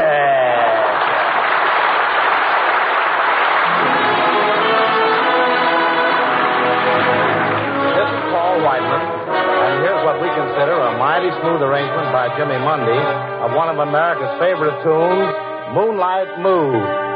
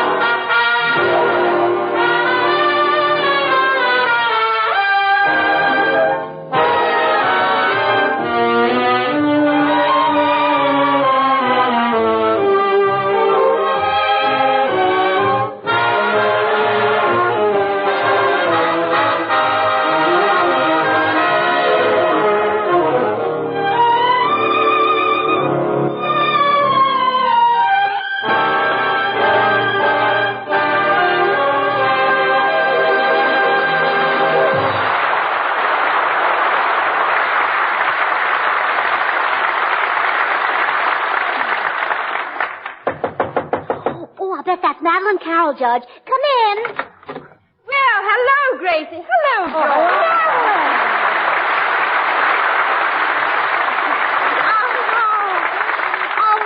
I'm so glad to see you. Gracie, you look absolutely wonderful. And George, how are you? Fine, thanks. I can only stay a second, but I'm dying to hear all about Hollywood, Gracie. Does, what's her name still wear those false, eyelashes? Yes. Did, Who's It ever get married? Yeah. She married a fellow from Sacramento. No. Made him a millionaire in 6 months. Really? Yeah. Of course, he was a multimillionaire when she married him. Honestly, Gracie, why doesn't she retire from pictures? She'd be known as the grand old lady of the screen, if she were only a lady. Yeah. Well, isn't it nice to get together and talk about old friends? Yes. But, I have to be getting back to my room. I'm trying to learn a very difficult script for my next picture. Goodbye. I'll see you later. Oh, all right. Goodbye, Madeleine.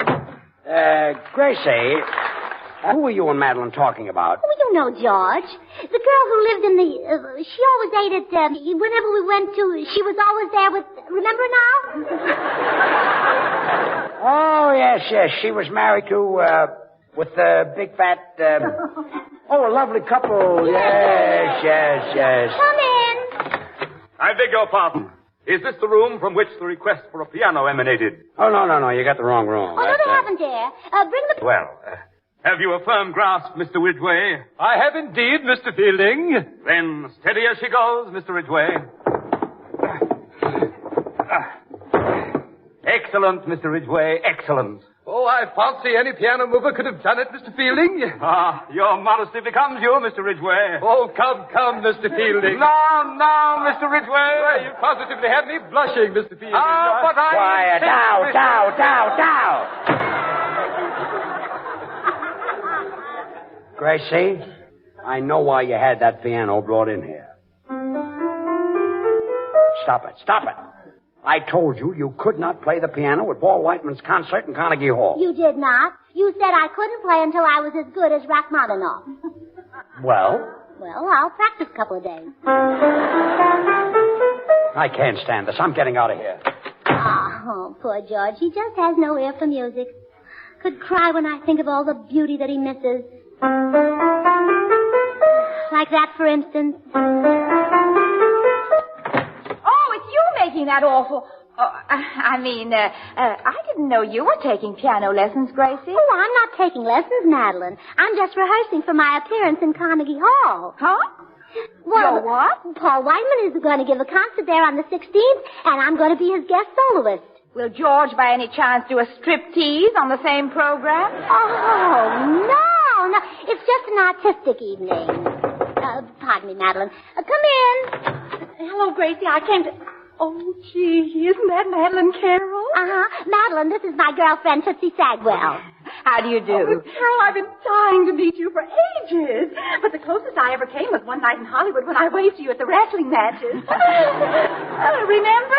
No, I'm afraid I don't. Who are you wrestling?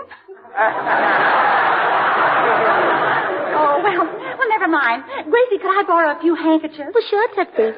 Didn't you bring any? Yes, but I've used all trying to get acquainted with men. I keep dropping them on the sidewalk, and they keep kicking them into the gutter. Oh. Well, why don't you try dropping them in the gutter? Oh, I don't care to meet that class of man. Goodbye. Now, what were we saying, Madeleine? Well, about your practicing, Gracie. I'm trying to memorize a part right in the next room, and there are no other rooms available. You understand, don't you? Oh, yes. You can't help listening when I pour my soul out on the keyboard. I knew you'd understand. You know, I'd stop in a minute if George wasn't so stubborn. George? Yes. He doesn't want me to give the concert until I'm as good as Rachmaninoff. So I have to practice. Gracie, please don't practice anymore. I mean, really, you're as good as Rachmaninoff right now. Well, you know that, and I know it, and Rachmaninoff knows it, but George is so stubborn. Gracie, there must be some way you could persuade George to let you play the concert without practicing. Have you any ideas? Well, one of my friends can make her husband do anything because she once caught him flirting. Did you ever catch George? Oh, no. He never looks at another woman. But I've got to learn my part for that picture? Well, wait, I've got it. We can help each other. How? Well, let me catch you, Freddie, with George. Oh, no. George isn't exactly my type. Oh, well, it's too bad.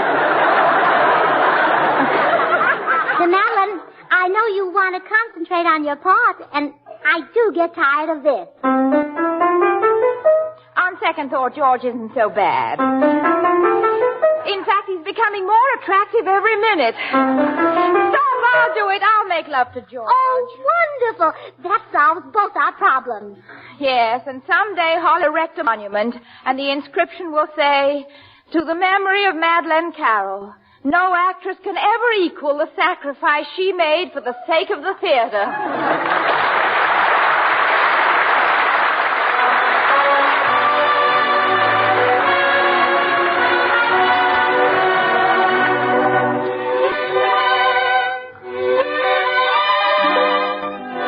And now here's Jimmy Cash, and his song is "You'd Be So Nice to Come Home To." You'd be so nice to come home to. You'd be so nice by the fire while the breeze on high sang a lullaby. You'd be all that I could desire. Under stars chilled by the winter, under an August moon burning above, you'd be so nice, you'd be paradise under stars chilled by the under an August moon burning above. You'd be so nice, you'd be paradise. Come home to and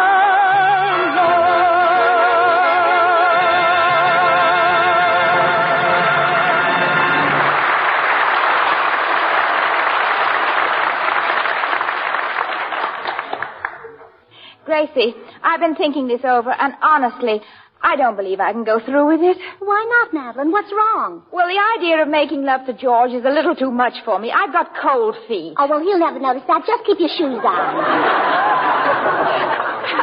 I mean, I'm nervous. Couldn't we call it off? Well, we could, but if we do, I'll have to keep practicing for the concert, and you'll never be able to study your part for that picture. Yes, there's that, and I simply must have peace and quiet if I'm ever to learn my lines. All right, Gracie, I'll do it. Oh, good. But, Madeleine, before we go on, I want to ask you, well, it's rather a personal question. Well, what is it? Well, do you know how to make love? My dear girl. Well, you see, you said you were nervous, and I suppose that means you haven't had any experience. And, well, maybe we better have a talk. Are you suggesting that before I play this scene with your husband, I should be told about the birds and the bees? Oh, no. I don't want you to chirp at him or buzz for him. I just want you to be convincing. Can you make your voice low and quivery? Don't worry about my voice. I guarantee to make every syllable sound like it was wearing a sweater. Oh, good. We've just got to put this over. Now, when George comes in, you'll be reclining on this divan. Would you like a rose to hold in your teeth? No, I believe not. It might confuse George. He wouldn't know whether I was luring him or eating a salad.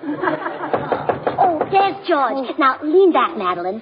Close your eyes. Yeah, that's right. Quick, Gracie, run and hide. Yeah.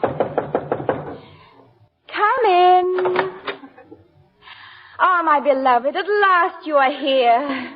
Huh? What? My goodness, you're not the man I thought you were. Oh, well, give me time, gorgeous. I just got here. Please, you must go. Go? Oh, gee, we just met. Ah, Maddie, you're beautiful. Your skin is like peaches and cream. Your lips are like cherries. Your hair... Hadn't you better stop with just peaches and cherries? You've already used up 48 points.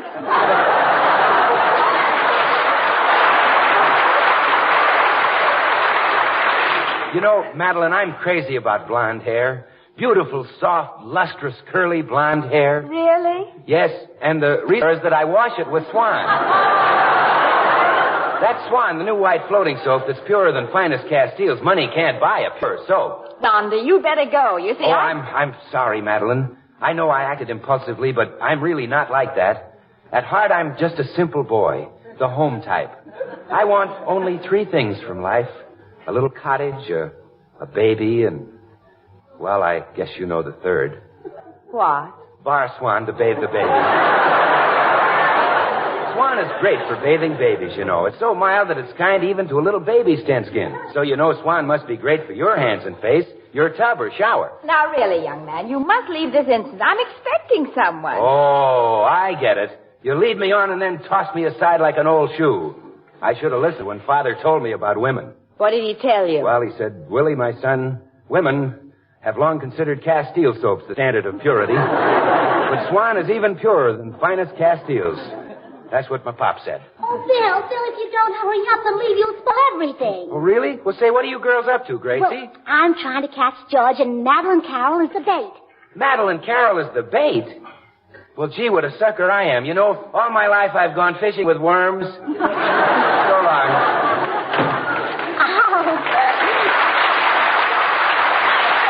Madeleine, isn't he cute? Well, he might be fun in a soapy sort of way. Well, look, George will be here any minute, so I'll go and hide again. And when you've got him trapped, I'll rush out. Hey, shouldn't we have some sort of a signal? Oh, yes. Look, when you're ready, why don't you say something to him in French? All right. What about, l'amour? Toujours l'amour. Oh, well, that's wonderful. It sounds even better than French.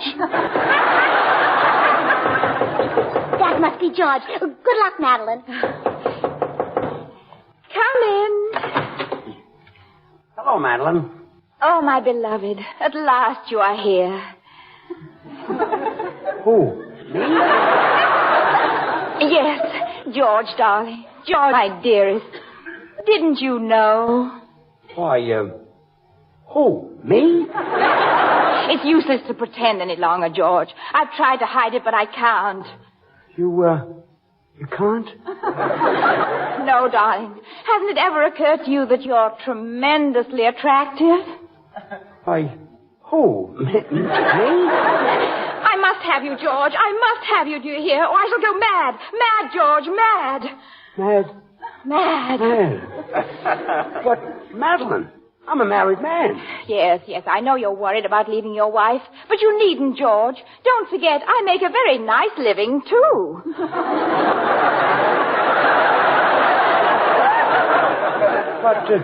But I love my wife, Madeleine. No one shall stand in my way. Come here, to my arms. Hey, cut it out, Madeleine. Let go, don't do that. L'amour, toujours l'amour. Huh? L'amour, toujours l'amour. You just said that. I know, but it doesn't seem to be getting results. L'amour, toujours l'amour. Aha! Well, now, Gracie, You wolf, you cad, you two-timer. Sorry I was late, Madeleine. I had to run in my stocking. Oh, that's quite all right. Oh, you beast, George Burns. Just think that you would... Wait a minute. So you framed me, huh? Oh, I don't know what you're talking about. I just happened to walk in here and find you in the arms of a woman I'm absolutely certain is not your wife. Uh-huh. Great, it won't work. You're not going to play the piano in Carnegie Hall March 16th. And that's final. Well, Gracie, I guess our scheme's a failure. And I'm sorry I made love to your husband. Oh, well, that's all right, Madeleine. And, Gracie, you know that stuff you wanted to tell me about the birds and the bees? Uh-huh. You better tell it to George. Goodbye.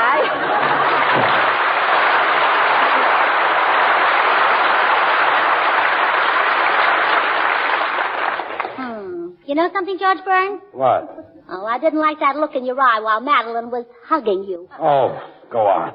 The only look I had was surprise. In one eye. The other eye looked very happy. You mean it was smiling? I don't know. It seems to me that Madeleine Carroll is a very dangerous woman to have in the next room to you. I'll fix that. Still there. Has the left lid. I'll get her.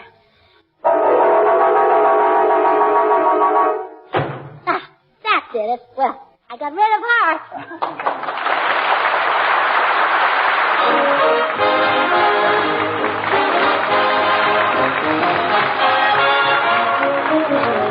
George and Gracie will be right back, so I'm just going to take a second to say that I'll bet you've got at least 3 or 4 different kinds of soap in your house. Laundry bar soap, package soap, toilet soap.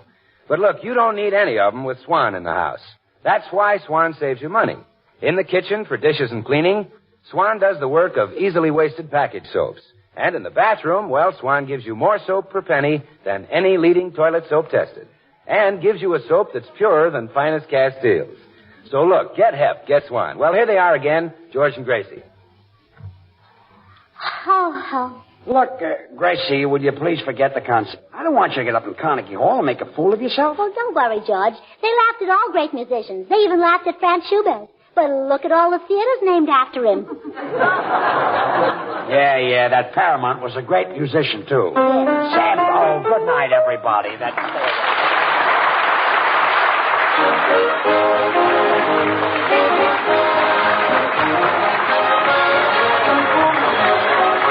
The makers of Swan, the new white floating soap, join George and Gracie in inviting you to tune in to your CBS station again next week. Their guests at that time will be Jose Derby and Deems Taylor. Remember, George Burns and Gracie Allen, CBS next Tuesday night. And don't forget to listen to Swan's other show, Tommy Riggs and Betty Lou, over another network. And now till next week, this is Bill Goodwin saying, well, hi, Swan. How about you? Good night.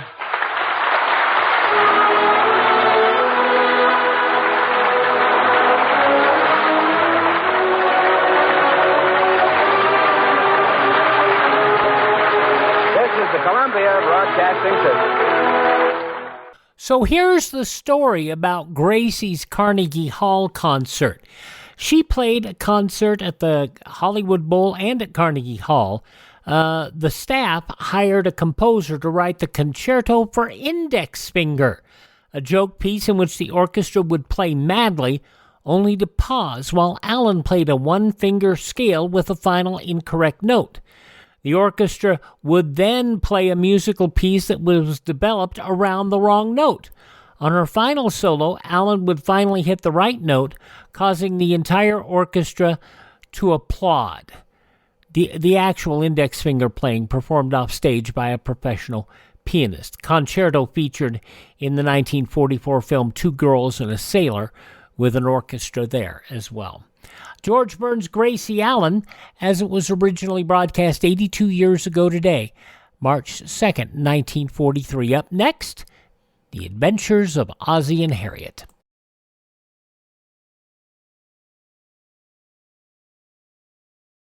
Maybe you're about to hit the jackpot. Maybe you're on the point of inheriting $500,000 or finding oil. Chances are, though, that none of these lovely things will happen. Chances are, if you want a bonanza in the future, you'll have to save it up. Now, there are a number of ways to do that. Some people stuff their mattresses, stash their cash behind a loose brick in the fireplace, or slip it under a floorboard. None of these methods make sense because money so stored isn't making a cent for you. Not only that, it may get lost or stolen. Wouldn't you rather your savings made more money for you? Wouldn't you rather have them theft-proof, loss-proof in every way? Of course you would. And you can the United States Savings Bond way. Through the payroll savings plan where you work, or the bond-a-month plan where you bank. $3 will get you 4 on maturity every time. Nicest thing of all, it's literally impossible to lose your money. If Baby shreds your bonds into confetti and drops them out the window, you can recover your cash plus interest in United States Savings Bonds. Now on Classic Radio Theater with Wyatt Cox, a long-time radio and television show, The Adventures of Ozzie and Harriet, starring Ozzie and Harriet Nelson, although I think she was still being billed as Harriet Hilliard here. This episode goes back 77 years to March 2nd, 1947. The Adventures of Ozzie and Harriet, presenting America's favorite young couple, Ozzie Nelson and Harriet Hilliard.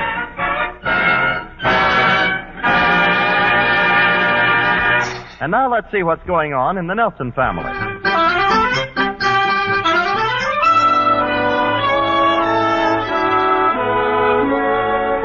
Well, it's Sunday morning as we visit the Nelson household at 1847 Rogers Road.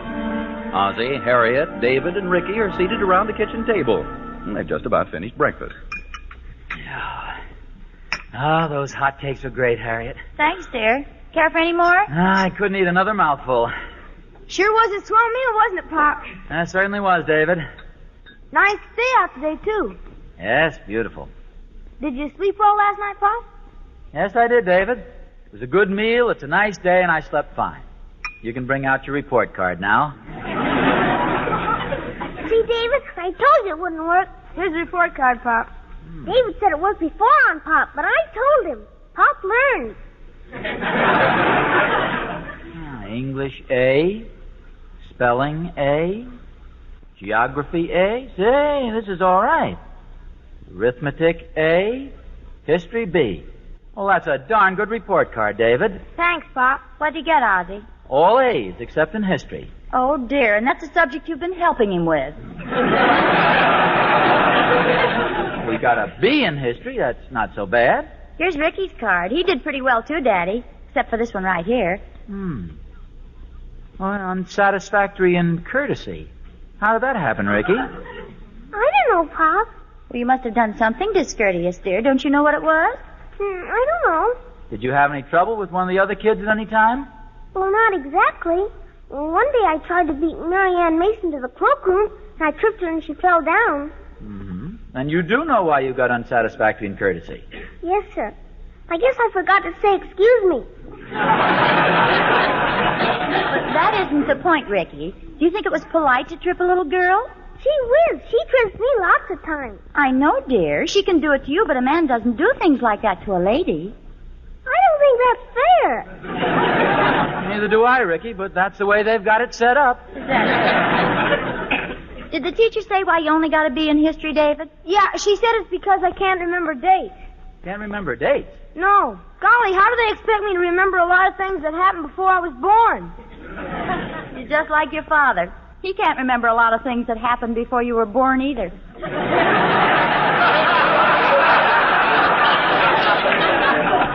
Why do we have to remember dates anyway? Oh, it's good mental training. After you grow up, you'll need a good memory for dates. Is that a good thing to have? After you're married, it is. You see, David, Daddy wishes he'd learn to remember dates. Okay, just because I happen to overlook our 10th anniversary. Well, it wouldn't have been so bad if it hadn't been the 10th one you'd overlooked.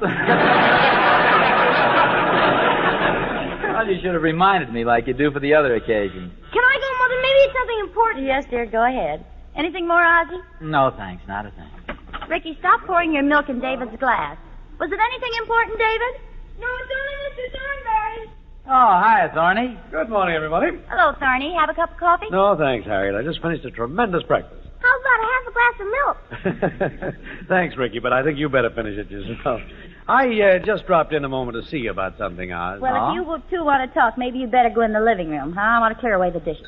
Well, I can wait a few moments if you want to help. Thorny, I wouldn't think of keeping you waiting. Come on, let's go in here. Sit down. Relax a while, Thorny. Thanks, Oz. What's new? Well, for one thing, tomorrow's our wedding anniversary. Oh, congratulations. How'd you remember? Well, I must admit that my wife helped out with a few pretty broad hints. Yeah, that always helps. Unfortunately, I seem to make a specialty of forgetting anniversaries and birthdays. What makes it worse is that Harriet always remembers them. Yeah, that's an annoying thing about women. They never forget their wedding anniversary. And a man invariably does forget. I wonder why that is. Oh, it's simple, Oz. As a fisherman, do you remember the day you caught your first big fish? Why, yes. You think the fish remembers?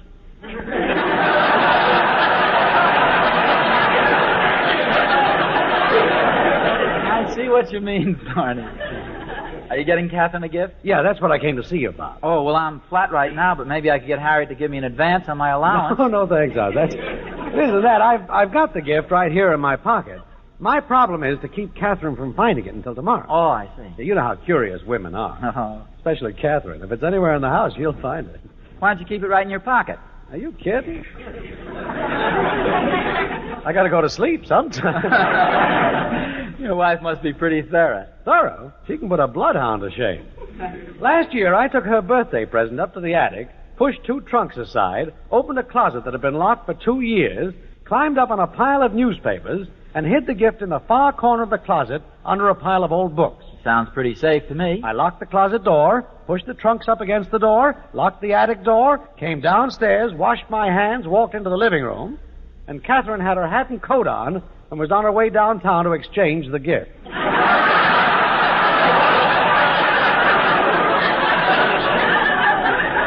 I thought you'd go too far, Thorny. Would you keep this gift here until tomorrow, Oz? Sure, I'd be glad to. Thanks, Oz. I gotta go now. See you later. Oh, Oz. Yeah? Don't tell Harriet about this, will you? I want to keep it from Catherine. Oh, I won't if you don't want me to, Thorny. But she wouldn't tell. Yeah, well, don't tell her anyway, will you? Well, okay, but believe me, Harriet isn't like other women. She just doesn't talk about things like this. Oh, she doesn't? No. Do you happen to have a patch on those blue striped shorts you're wearing that your mother sent you for Christmas? Well, yes, I do. Don't tell Harriet about the present.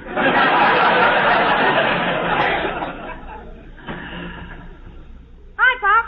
Oh, hello, David. Say, Pop, can me and Ricky get some ice cream after Sunday school if we... Hey, I'll bet that's my atomic ring. Did this package just come in the mail, Pop? What's that? Hey, David, put that down. That doesn't belong to you. I didn't even know you sent for one. Sent for... No. Here, give me the package, David. That's a gift for somebody. Oh, who's it for, Pop? I promised I wouldn't tell. It's a secret. Golly, I wonder when my atomic ring is going to get you. I wonder what this is Thorny got for his wife. Sounds small and expensive. Say, Pop, what you got there, Pop? It's a present. Gee whiz, thanks, Pop. No, it's not for you, Ricky. Isn't my birthday next week? No, Ricky, your birthday isn't until May. Gee whiz, I never get birthdays. You get as many birthdays as anybody else. How many birthdays have I had, Pop? 6. And how many has David had? 10. See?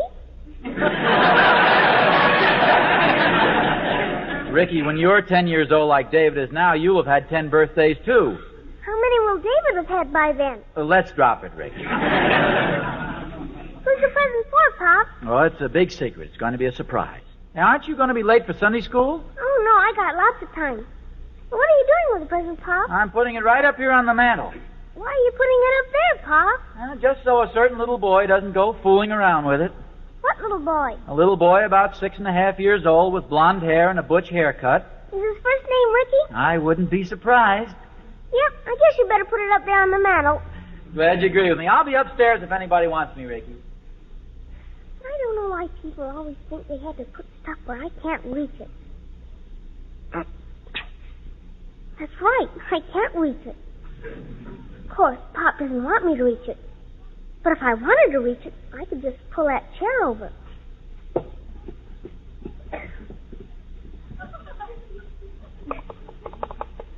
Sounds like something small. Ricky, what are you doing on that chair? And what's that you got in your hand? It's a present. Who's it for? Pop wouldn't tell me. He says it's a secret. Secret? Yeah. He's saving it for a surprise. Well, then I'm sure Daddy doesn't want you fooling around with it. I guess not. Then don't you think you ought to put it back? Don't you think you ought to climb off the chair? And put the chair back where it was? See you later, Mom. Sounds small and expensive. Wonder what's in it. Why don't you look? Oh, no, that wouldn't be fair. Why wouldn't it? Well, it just wouldn't, that's all. I'll bet if you left the package and Ozzie was here, he'd peek. He would not. He would, too. Go ahead. Take a look. No, I shouldn't. Oh, go on. Just one peek? No. Go ahead. Stop pushing. No use being childish about it. Wonder what it can be. Golly, the string is loose. Looks like it'll come right off. Golly, it came off. Poor wrapping. I guess I'd better rewrap it. Well, here's a card. To my loving wife, in memory of March the 3rd. Say, Harriet, where's my tie?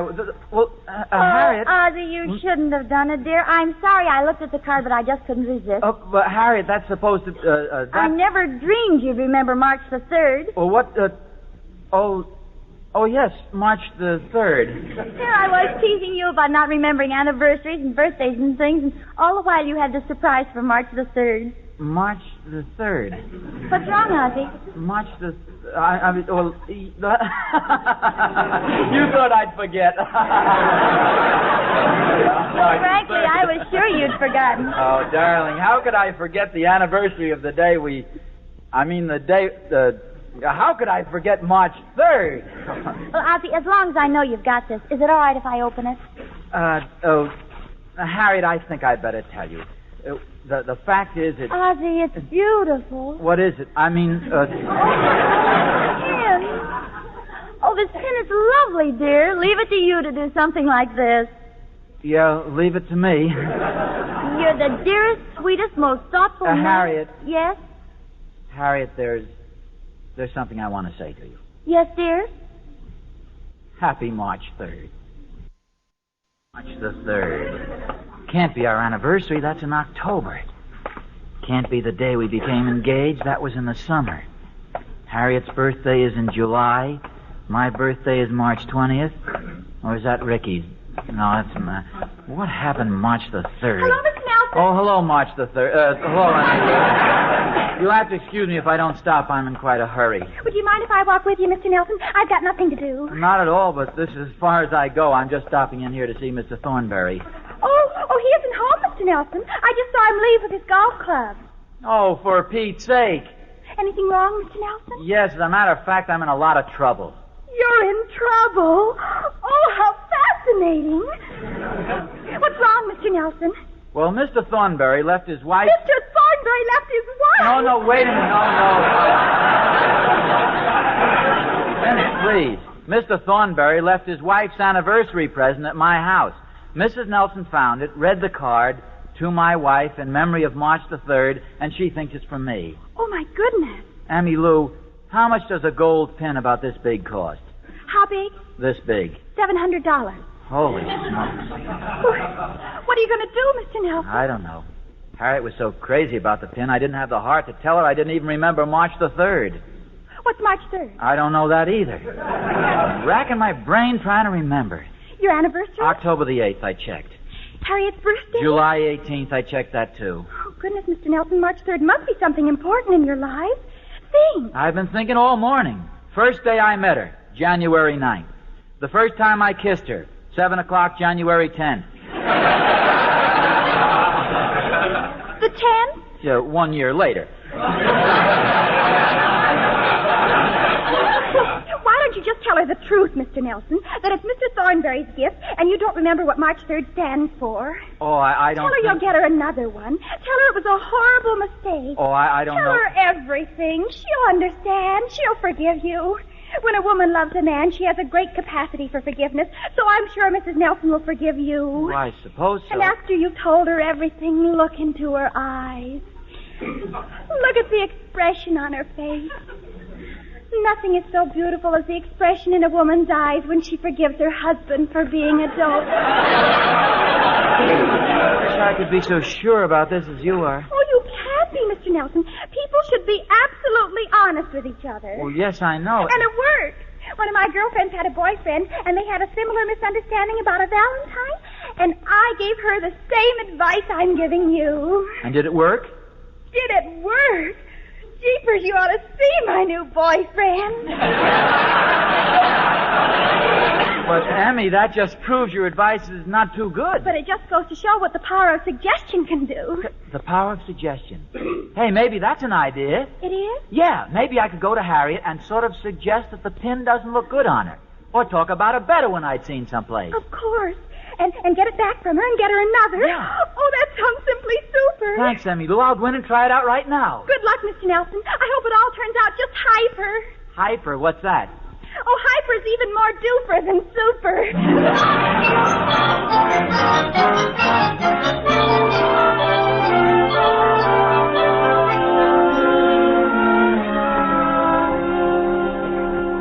Ozzy, what is it? Is something wrong? No, I was just looking at your pin, dear, the new gold pin. Oh, I can't take my eyes off of it either. It's so becoming. Oh, do you really think so? Well, yes, don't you? Frankly, dear, now that I see it on you, I really don't think it's your type at all. Why not? Well, it clashes. With what? I don't know. It just clashes in general. Well, I think it's beautiful. I wish you'd let me exchange it for something more, different. Well, Ozzy, I love this pin. Why should you exchange it? Well, I thought maybe it's the wrong size or something. Wrong size? Or the wrong color. I read in a book once where all the colors you wear should blend. And if you're wearing any jewelry, like a gold pin, for instance, it ought to match everything else. Well, darling, a gold pin matches anything. Then I read in another book that colors should be in contrast. Look, it's the most beautiful pin I've ever seen, and besides, you picked it out all by yourself, so I wouldn't exchange it for the world. Well, that's very sweet of you, dear. Harriet, you know, I was just thinking about March the 3rd. Will you ever forget March the 3rd? No, dear. Yes, sir. Good old March the 3rd. Huh, Harriet? Uh-huh. Oh, March the 3rd. What that day meant to us, huh, dear? Uh-huh. March the 3rd. What do you think of when you think of March the 3rd, Harriet? Well, I think of how wonderful and glorious it was. What do you think of, Ozzy? Same. Harriet, let's reminisce about March the 3rd. Oh, that's silly, Ozzy. No, it'll be great fun. You tell me what you did that day, and then I'll tell you what I did. You start. Well, right after I got up, I heard the phone ring. Yes? I answered the phone, and it was you. Yes? Now it's your turn, Ozzy. I just remembered. I've got to go see Thornberry. It's very important. But, Ozzy, I'll be back soon, Harriet.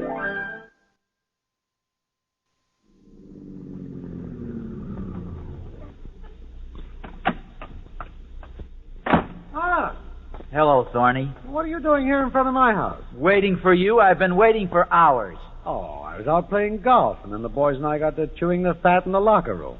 I didn't know you were waiting for me. Well, I don't mind your playing golf, but hanging around the locker room when I'm sitting here waiting for you, never knowing when you're going to get home. I'm sorry, dear. I mean,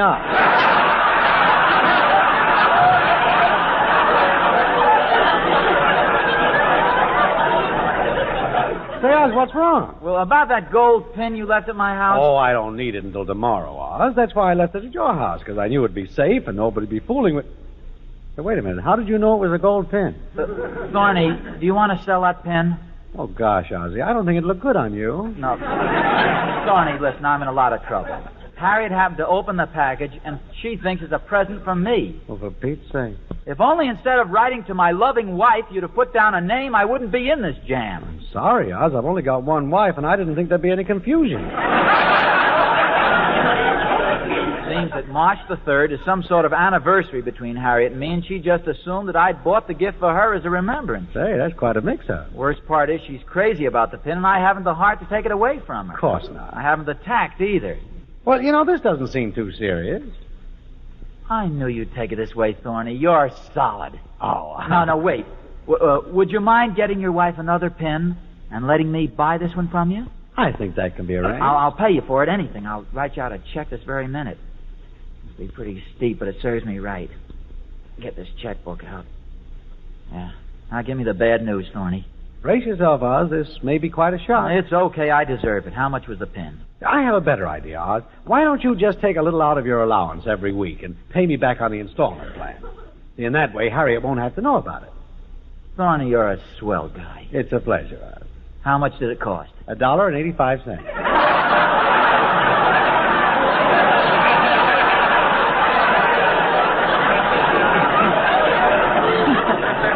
This is silly, but you know it sounds like you said $1.85. That's what I did say. And I thought I'd have to pay for it out of my allowance for months and months. $1.85. I can pay for that in 2 weeks.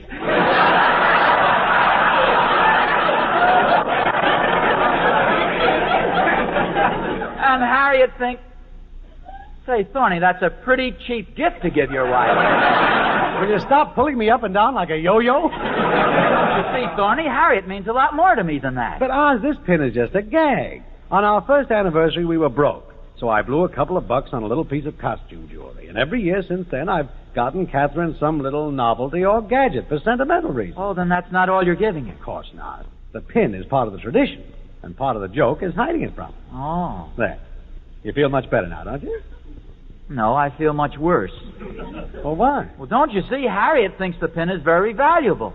And what's worse, I can't for the life of me remember what it is we celebrate on March the 3rd. There's only one way to handle this. I've got to work it out coolly, calmly, and logically.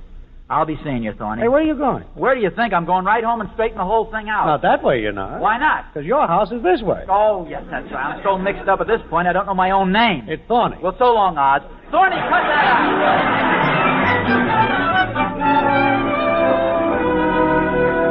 Oh, there you are, dear. Yeah, here I am. You've been popping in and out of the house all day. I haven't been able to find you. Here, What's this? read the card. To my darling husband, in memory of March the 3rd. Oh, Harriet, you shouldn't have done it. Open it. Oh, it's a box of cigars. The same kind I gave you for Christmas. Oh, Harriet, you shouldn't have done it. Well, those cigars went so fast, I thought it'd be a nice present to give you again. Well, they went fast because I was giving the mailman one every morning. Well, you can continue giving him from these. No, I can't. He had himself transferred. George,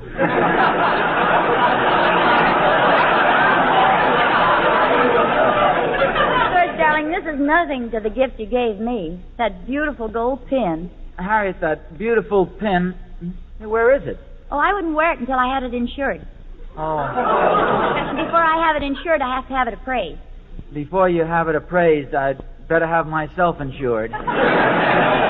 What do you mean? Harriet, I want to talk to you about the cost of that pen. Oh, Ozzie, the price isn't important. It's the sentiment that counts. What difference does it make whether you spend $500 for it or $300 or $200? What about $1.85? What about $1.85? That's what the pen cost. Oh, Ozzie, $1.85, that's a big laugh. Good, I could use a big laugh right now. Ozzie, do you mean that pin actually cost only $1.85? Yeah. But don't forget the sentiment behind it, dear. Well, it still costs more than that box of cigars. Oh. Ozzie, as long as you've been so honest with me, I have a confession to make to you, too. What's that? You promise you won't get angry? Well, no, of course not. Well, then tell me, why are we celebrating March the 3rd?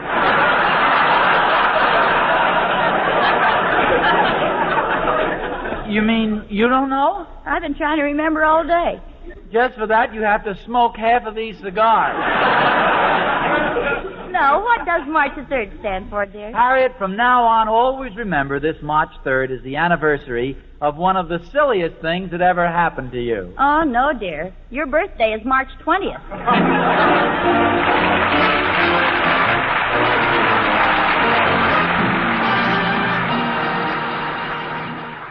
Well, all ended well there. From March 2nd, 1947, 77 years ago, The Adventures of Ozzie and Harriet. Visit our webpage, classicradio.stream. Stream our shows. Learn about building a classic radio collection of your own. You can follow our social media links there. You can also buy me a copy or purchase some merchandise to help us maintain this podcast. Tomorrow, Screen Directors Playhouse, The Pale Face with Bob Hope, My Favorite Husband starring Lucille Ball, The Halls of Ivy, Jimmy Durante, and another episode of Blum and Abner. That's on our Sunday program. Speaking of which, we wrap this program up with an episode of Blum and Abner. That's up next.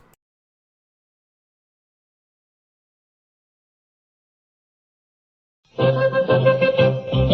are the the vocal parents of the local PTA. We're gathered here because we fear that 10 years from today, the younger generation of a growing population who look to us for leadership will look at us and say, we have no alma maters, with or without swimming pools.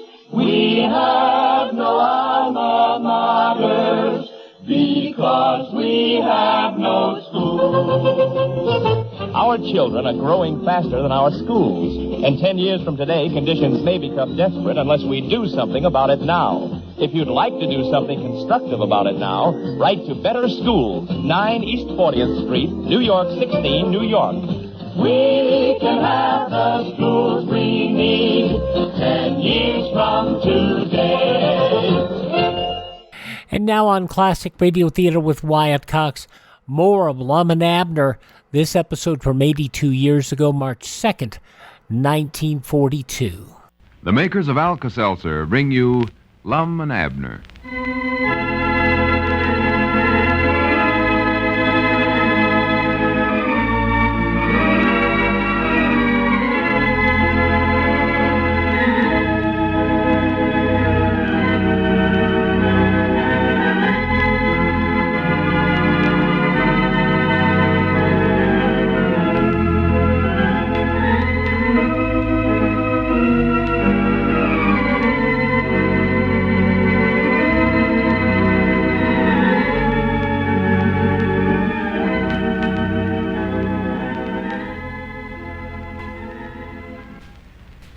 See, I wonder how many of you Lum and Abner listeners have one of those days every now and then when you just don't feel up to doing all the work ahead of you. Your head aches or your stomach's upset and you just don't feel like pitching in and getting things done. Well, when one of these off days comes along, take Alka-Seltzer. You see, Alka-Seltzer offers a remarkable kind of fast, modern relief for headaches, for acid indigestion, sour upset stomach, and many other common work disturbers that come along and keep us from getting things done. Well, that's why we suggest that you always keep a package of Alka-Seltzer tablets in your home and at your place of work as well. Save yourself many an unpleasant hour. Remember, when you take Alka-Seltzer, you'll feel better fast. Visit your favorite drugstore and get acquainted with Alka-Seltzer right away. And now, let's see what's going on down in Pine Ridge. Well, Lum's air raid warden activities haven't revealed any strange airplanes flying over Pine Ridge, but they did disclose a puzzling incident involving Diogenes Smith. While Mousy was on guard duty during the night, he saw Diogenes hand a large package of his pamphlets to someone in an automobile and receive some money in exchange. It was too dark for Mousy to identify the man or the car, but he did get the license number, and that turned out to be the number on Cedric's car. As we look in on the little community today, we find Abner in the Jot-'em-Down store and library. Lum has just entered. Listen. Well, it's about time you was getting to work, Lum. Where you been? Oh, I've been in bed sleeping. Sleeping? Yeah. Granny, you can't expect a man to work all day long and watch for airplanes all night. Oh, well, you watching for airplanes last night? Yeah. Yeah, wore to a frazzle, too. Wore to a frazzle. Well, I thought you pinted Ezra Seastrunk to do the watching last night. I did, but Ezra called me up after I'd went to bed and told me he couldn't do it because his woman wouldn't believe that he's just going to sit up all night and watch for airplanes. Oh, for the land sakes. I believe that's the suspiciousest one woman I ever knowed in my life. Just hates to let Ezra get out of her sight even. Yeah, I know. I ought to recollected that before ever I pinted Ezra. Yeah, well, why didn't you call up Mousy Gray and get him to watch again? He told me he sort of likes that. Yeah, I thought about calling him, but all he does is just bring in a report telling how many hoot owls hooted during the night. Yeah, he gets them all right. Besides, I sort of wanted to keep an eye on things myself. I wanted to see if Diogenes and Cedric was doing any more secret business. Did you find out anything? No, nothing happened. Diogenes never done any printing in his workshop last night even. He never? No. All that happened was that the mail plane went over at the regular time, and that hoot owl kept hooting at me all night long. That bird gets on my nerves. Well, Mousy said he liked it. Said it's just like a mother to him, he said. No. I think he must be suffering from one of them mother complexes I've heard about. But that don't solve the mystery about Cedric. No. Did you trail him after you closed up the store like I told you to? Yeah, I trailed him a little. Did you wear that disguise so he wouldn't recognize you? Yeah, I put on that black mustache and followed him clean from Frank Foster's gasoline station plumb over to his place. Then I hid behind a tree and watched the house there for a while. Yeah. Then what happened? Well, Cedric come out again, and this time, he had on a black mustache, too. That one he got with his junior detective set, and he said he'd follow me for a while. For goodness sake. So we took turns following one another, and I got hungry and went home for supper. Elizabeth was awful mad at me for getting home so late. Fine detective you make, that's all I gotta say. Huh? You didn't find out a single suspicious thing about Cedric. Well, Lum, I don't see why we got to go through all this silly stuff. Why don't we just come right out flat-footed and ask Cedric what he was doing talking to Diogenes at 2 o'clock in the morning like Mousy said he was? Well, we can't do that, Abner. Cedric's one of them deputies. One of the deputies? I'm sure of that now that he's been holding these secret meetings with Diogenes. Oh. If we start asking Cedric a lot of questions, he'll report everything direct to Diogenes. Sure. And then we wouldn't never stand no chance of winning his $10,000 honesty prize. No. Of course, Diogenes will find out we're trailing Cedric anyway, Lum. That feller even knows what you're thinking about, I believe. Yeah, he does appear to know might nigh everything. Oh, beats anything I ever seen. You know, Abner, I wouldn't want him to hear me say this, because I know he's a good man and all, but lately he sort of gives me the creeps when he looks me straight in the eye. Well, sir, he does me too, Lum. Does he, sure enough? Oh, yeah. I still think we ought to just ask Cedric what he's doing the other night. Maybe he was just getting back from coon hunting or something like that. Yeah, but why would Diogenes be giving him them packages of pamphlets? Yeah, that's right, ain't it? Well, maybe it weren't even Cedric. Mousy never actually seen who was in the car, Lum. He wrote down the license number, and it was Cedric's license, wasn't it? No, yeah, I forgot about that, yeah. I can't understand it. Cedric don't seem smart enough to be studying up ways to get my circulating manager job away from me. No. And I know he ain't smart enough to pay out money to try to get it. Well, maybe the money was for something else, Lum. Maybe he just wanted them pamphlets, so he just buying them from Diogenes. Well, why would he want to buy something he can get for nothing? Diogenes gives them things away. Yeah, well, you know, Cedric, he don't know no better than to pay for 'em all. No, that ain't it, Abner. I know that an honest feller like Diogenes wouldn't take advantage of Cedric that way. No. No, sir, there's something else at the bottom of all this. Something curious. Well, I think the thing to do is just to ask Cedric. I believe that's the best way for us to get out of it. You do? Yes, sir, I do. Well, maybe you're right after all. We could sort of ask some subtle questions so he wouldn't know exactly what we was getting at. Why, sure. You want me to try to get him on the phone? I reckon so. Yeah, call him. Better call over to the blacksmith shop. I don't think he'd be home this time of day. Blacksmith shop. What's that ring over there, Long? I forget. It's wrote down there by the phone. Oh, yeah, here it is, blacksmith shop. Tell Cedric he left something over here. Left something? Yeah, make up something. His lantern. Or no, he's more than likely got that with him. Oh, yeah, he don't go no place without that lantern. Just tell him that we want to see him about something important. Yeah, I'll tell. Wait a minute. Hello? Caleb? Yeah, this is Abner Peabody. Wonderful world, Caleb. Oh, excuse me. Oh, tolerably. Caleb, will you tell Cedric we want to see him about something important? He ain't. Whereabouts is he at? Uh-huh. Oh. Well, if he comes in, well, tell him to drop over the store as soon as he can. All right, Caleb, thank you. Goodbye, wonderful world. He ain't there, huh? No, Caleb ain't seen him all day. Said he might be over at Luke Spears' restaurant. Yeah? More than likely that's about where he's at. Spends most of his time over there playing that pinball machine. Oh, yeah. Try the restaurant one. Yeah, I'm just looking for their ring. Yeah, here it is. Luke was telling me that long as Cedric's been playing that machine over there, he ain't never won on it once, even. Well? Snaps that little handle so hard he tilts the machine might nigh every time. Hello, Luke? This is Abner Peabody. Say, Luke, huh? Oh, wonderful world, Luke. Luke, is Cedric over there? Have you saw him any place today? That's funny. Ask him to look across the street and see if he can see him sitting in the gas station, Abner. Can you see him sitting over at the gas station, Luke? Can you see him? He's looking now. Oh. Huh? Huh? Well, if you see him, Luke, why, tell him to come over to the store. Or, now, if you see anybody has saw him or knows where he's at, well, tell them to tell Cedric to tell them where he's at so that he can tell...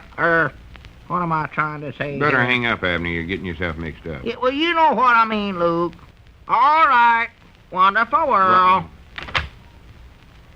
Granny, that's funny. Nobody saw Cedric today. Yeah, he's always at one of them places. How about you? I know where he's at. Where? He's just about making a trip to Little Rock or Fort Smith, or maybe even Kansas City. Kansas City? Yes, sir. That's where Diogenes said he might send me someday when I used to be circulating manager for him. Used to be. Ain't you still circulating manager? Don't look very much like it. Not with Cedric traipsing off to Kansas City. Doggy, that's right, yeah. I hope that Cedric don't get lost up there. That Kansas City's awful big place for a boy like him to be running around by himself. Well, serve him right if he does. Granny, I just can't understand Cedric doing an underhanded thing like this to me. He always seemed like such a good boy. Yeah. Always give some of his money to his mama and all such as that. Here he is stealing my job right out from behind my back, and I'm not looking at him all the time. Yeah. Granny, I'm going to have a talk with that snake in the weeds. Just wait till he gets back from Kansas City. That is, if he ever does get back. Well, sir, it's just hard to believe that about Cedric Long. I reckon what he ever done a thing like this for. Oh, it's plain enough to me. It's just like that old lettered saying of mine, money's the roots of all evil. Money in the roots? You mean he's got some money buried somewhere? No, I mean he take my job just so's he could get himself in good with Diogenes and win that $10,000 honesty prize. Oh, I see. That's the money he's going to bury, huh? Don't he think the bank's safe? I reckon he does. I never said he's going to bury no money. Why, you did. You said something about money in the roots. I never done no such a thing. I said Mousy is the roots of all evil, or money's the roots of all evil. Oh, well, I reckon that's different. Let's see. Money is the roots, huh? Wait a minute. How could money be roots, Lum? You must have that wrong somewhere. No, I ain't got it wrong. Wasn't that our ring just now? I never paid no attention. Well, I hope it is. Huh? If roots was money, why, I could just have Elizabeth dig up a big batch of them things. Jot 'em down, store and library. Air Raid Warden Lum Edwards talking. Wonderful world. Dig up that big oak tree over there. Oh, hello, Cedric. Granny, is you back from Kansas City already? He did make a quick trip. You never? Well, where are you at, Cedric? Well, for goodness sakes. Well, of course, we'll come right over and help you. Over to Kansas City? Well, what in the world are you doing there? Well, I do know. Didn't you notice they's gone till today? Well, you ought to take more notice of such things. Well, don't worry, Cedric. One of us will come right down there. I want to go, Lum. All right, to Cedric. Kansas City. Goodbye. Wonderful world. What's the matter, Lum? Granny, I was wrong about Cedric.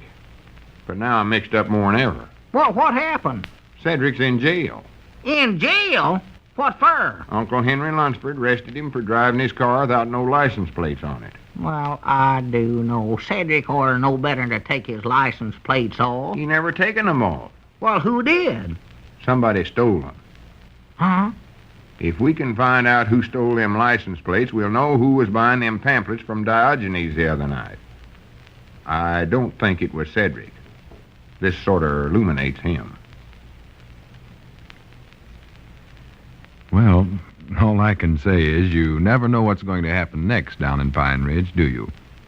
And you know, there's something else in our everyday lives that's just about as unpredictable. We never know when some member of the family is going to catch cold. That's why you should keep Alka-Seltzer handy in your home all the time, because Alka-Seltzer offers you prompt, pleasant relief for the dull, ache-all-over, feverish feeling of a cold. Be sure, too, that you get plenty of rest, eat wisely, dress sensibly, stay out of drafts, and get your daily vitamin protection. Use Alka-Seltzer as a gargle, too, for that raw, sore throat due to your cold. Folks, be prepared and get a package of Alka-Seltzer tablets from your druggist without delay. You'll find that they're so helpful so often.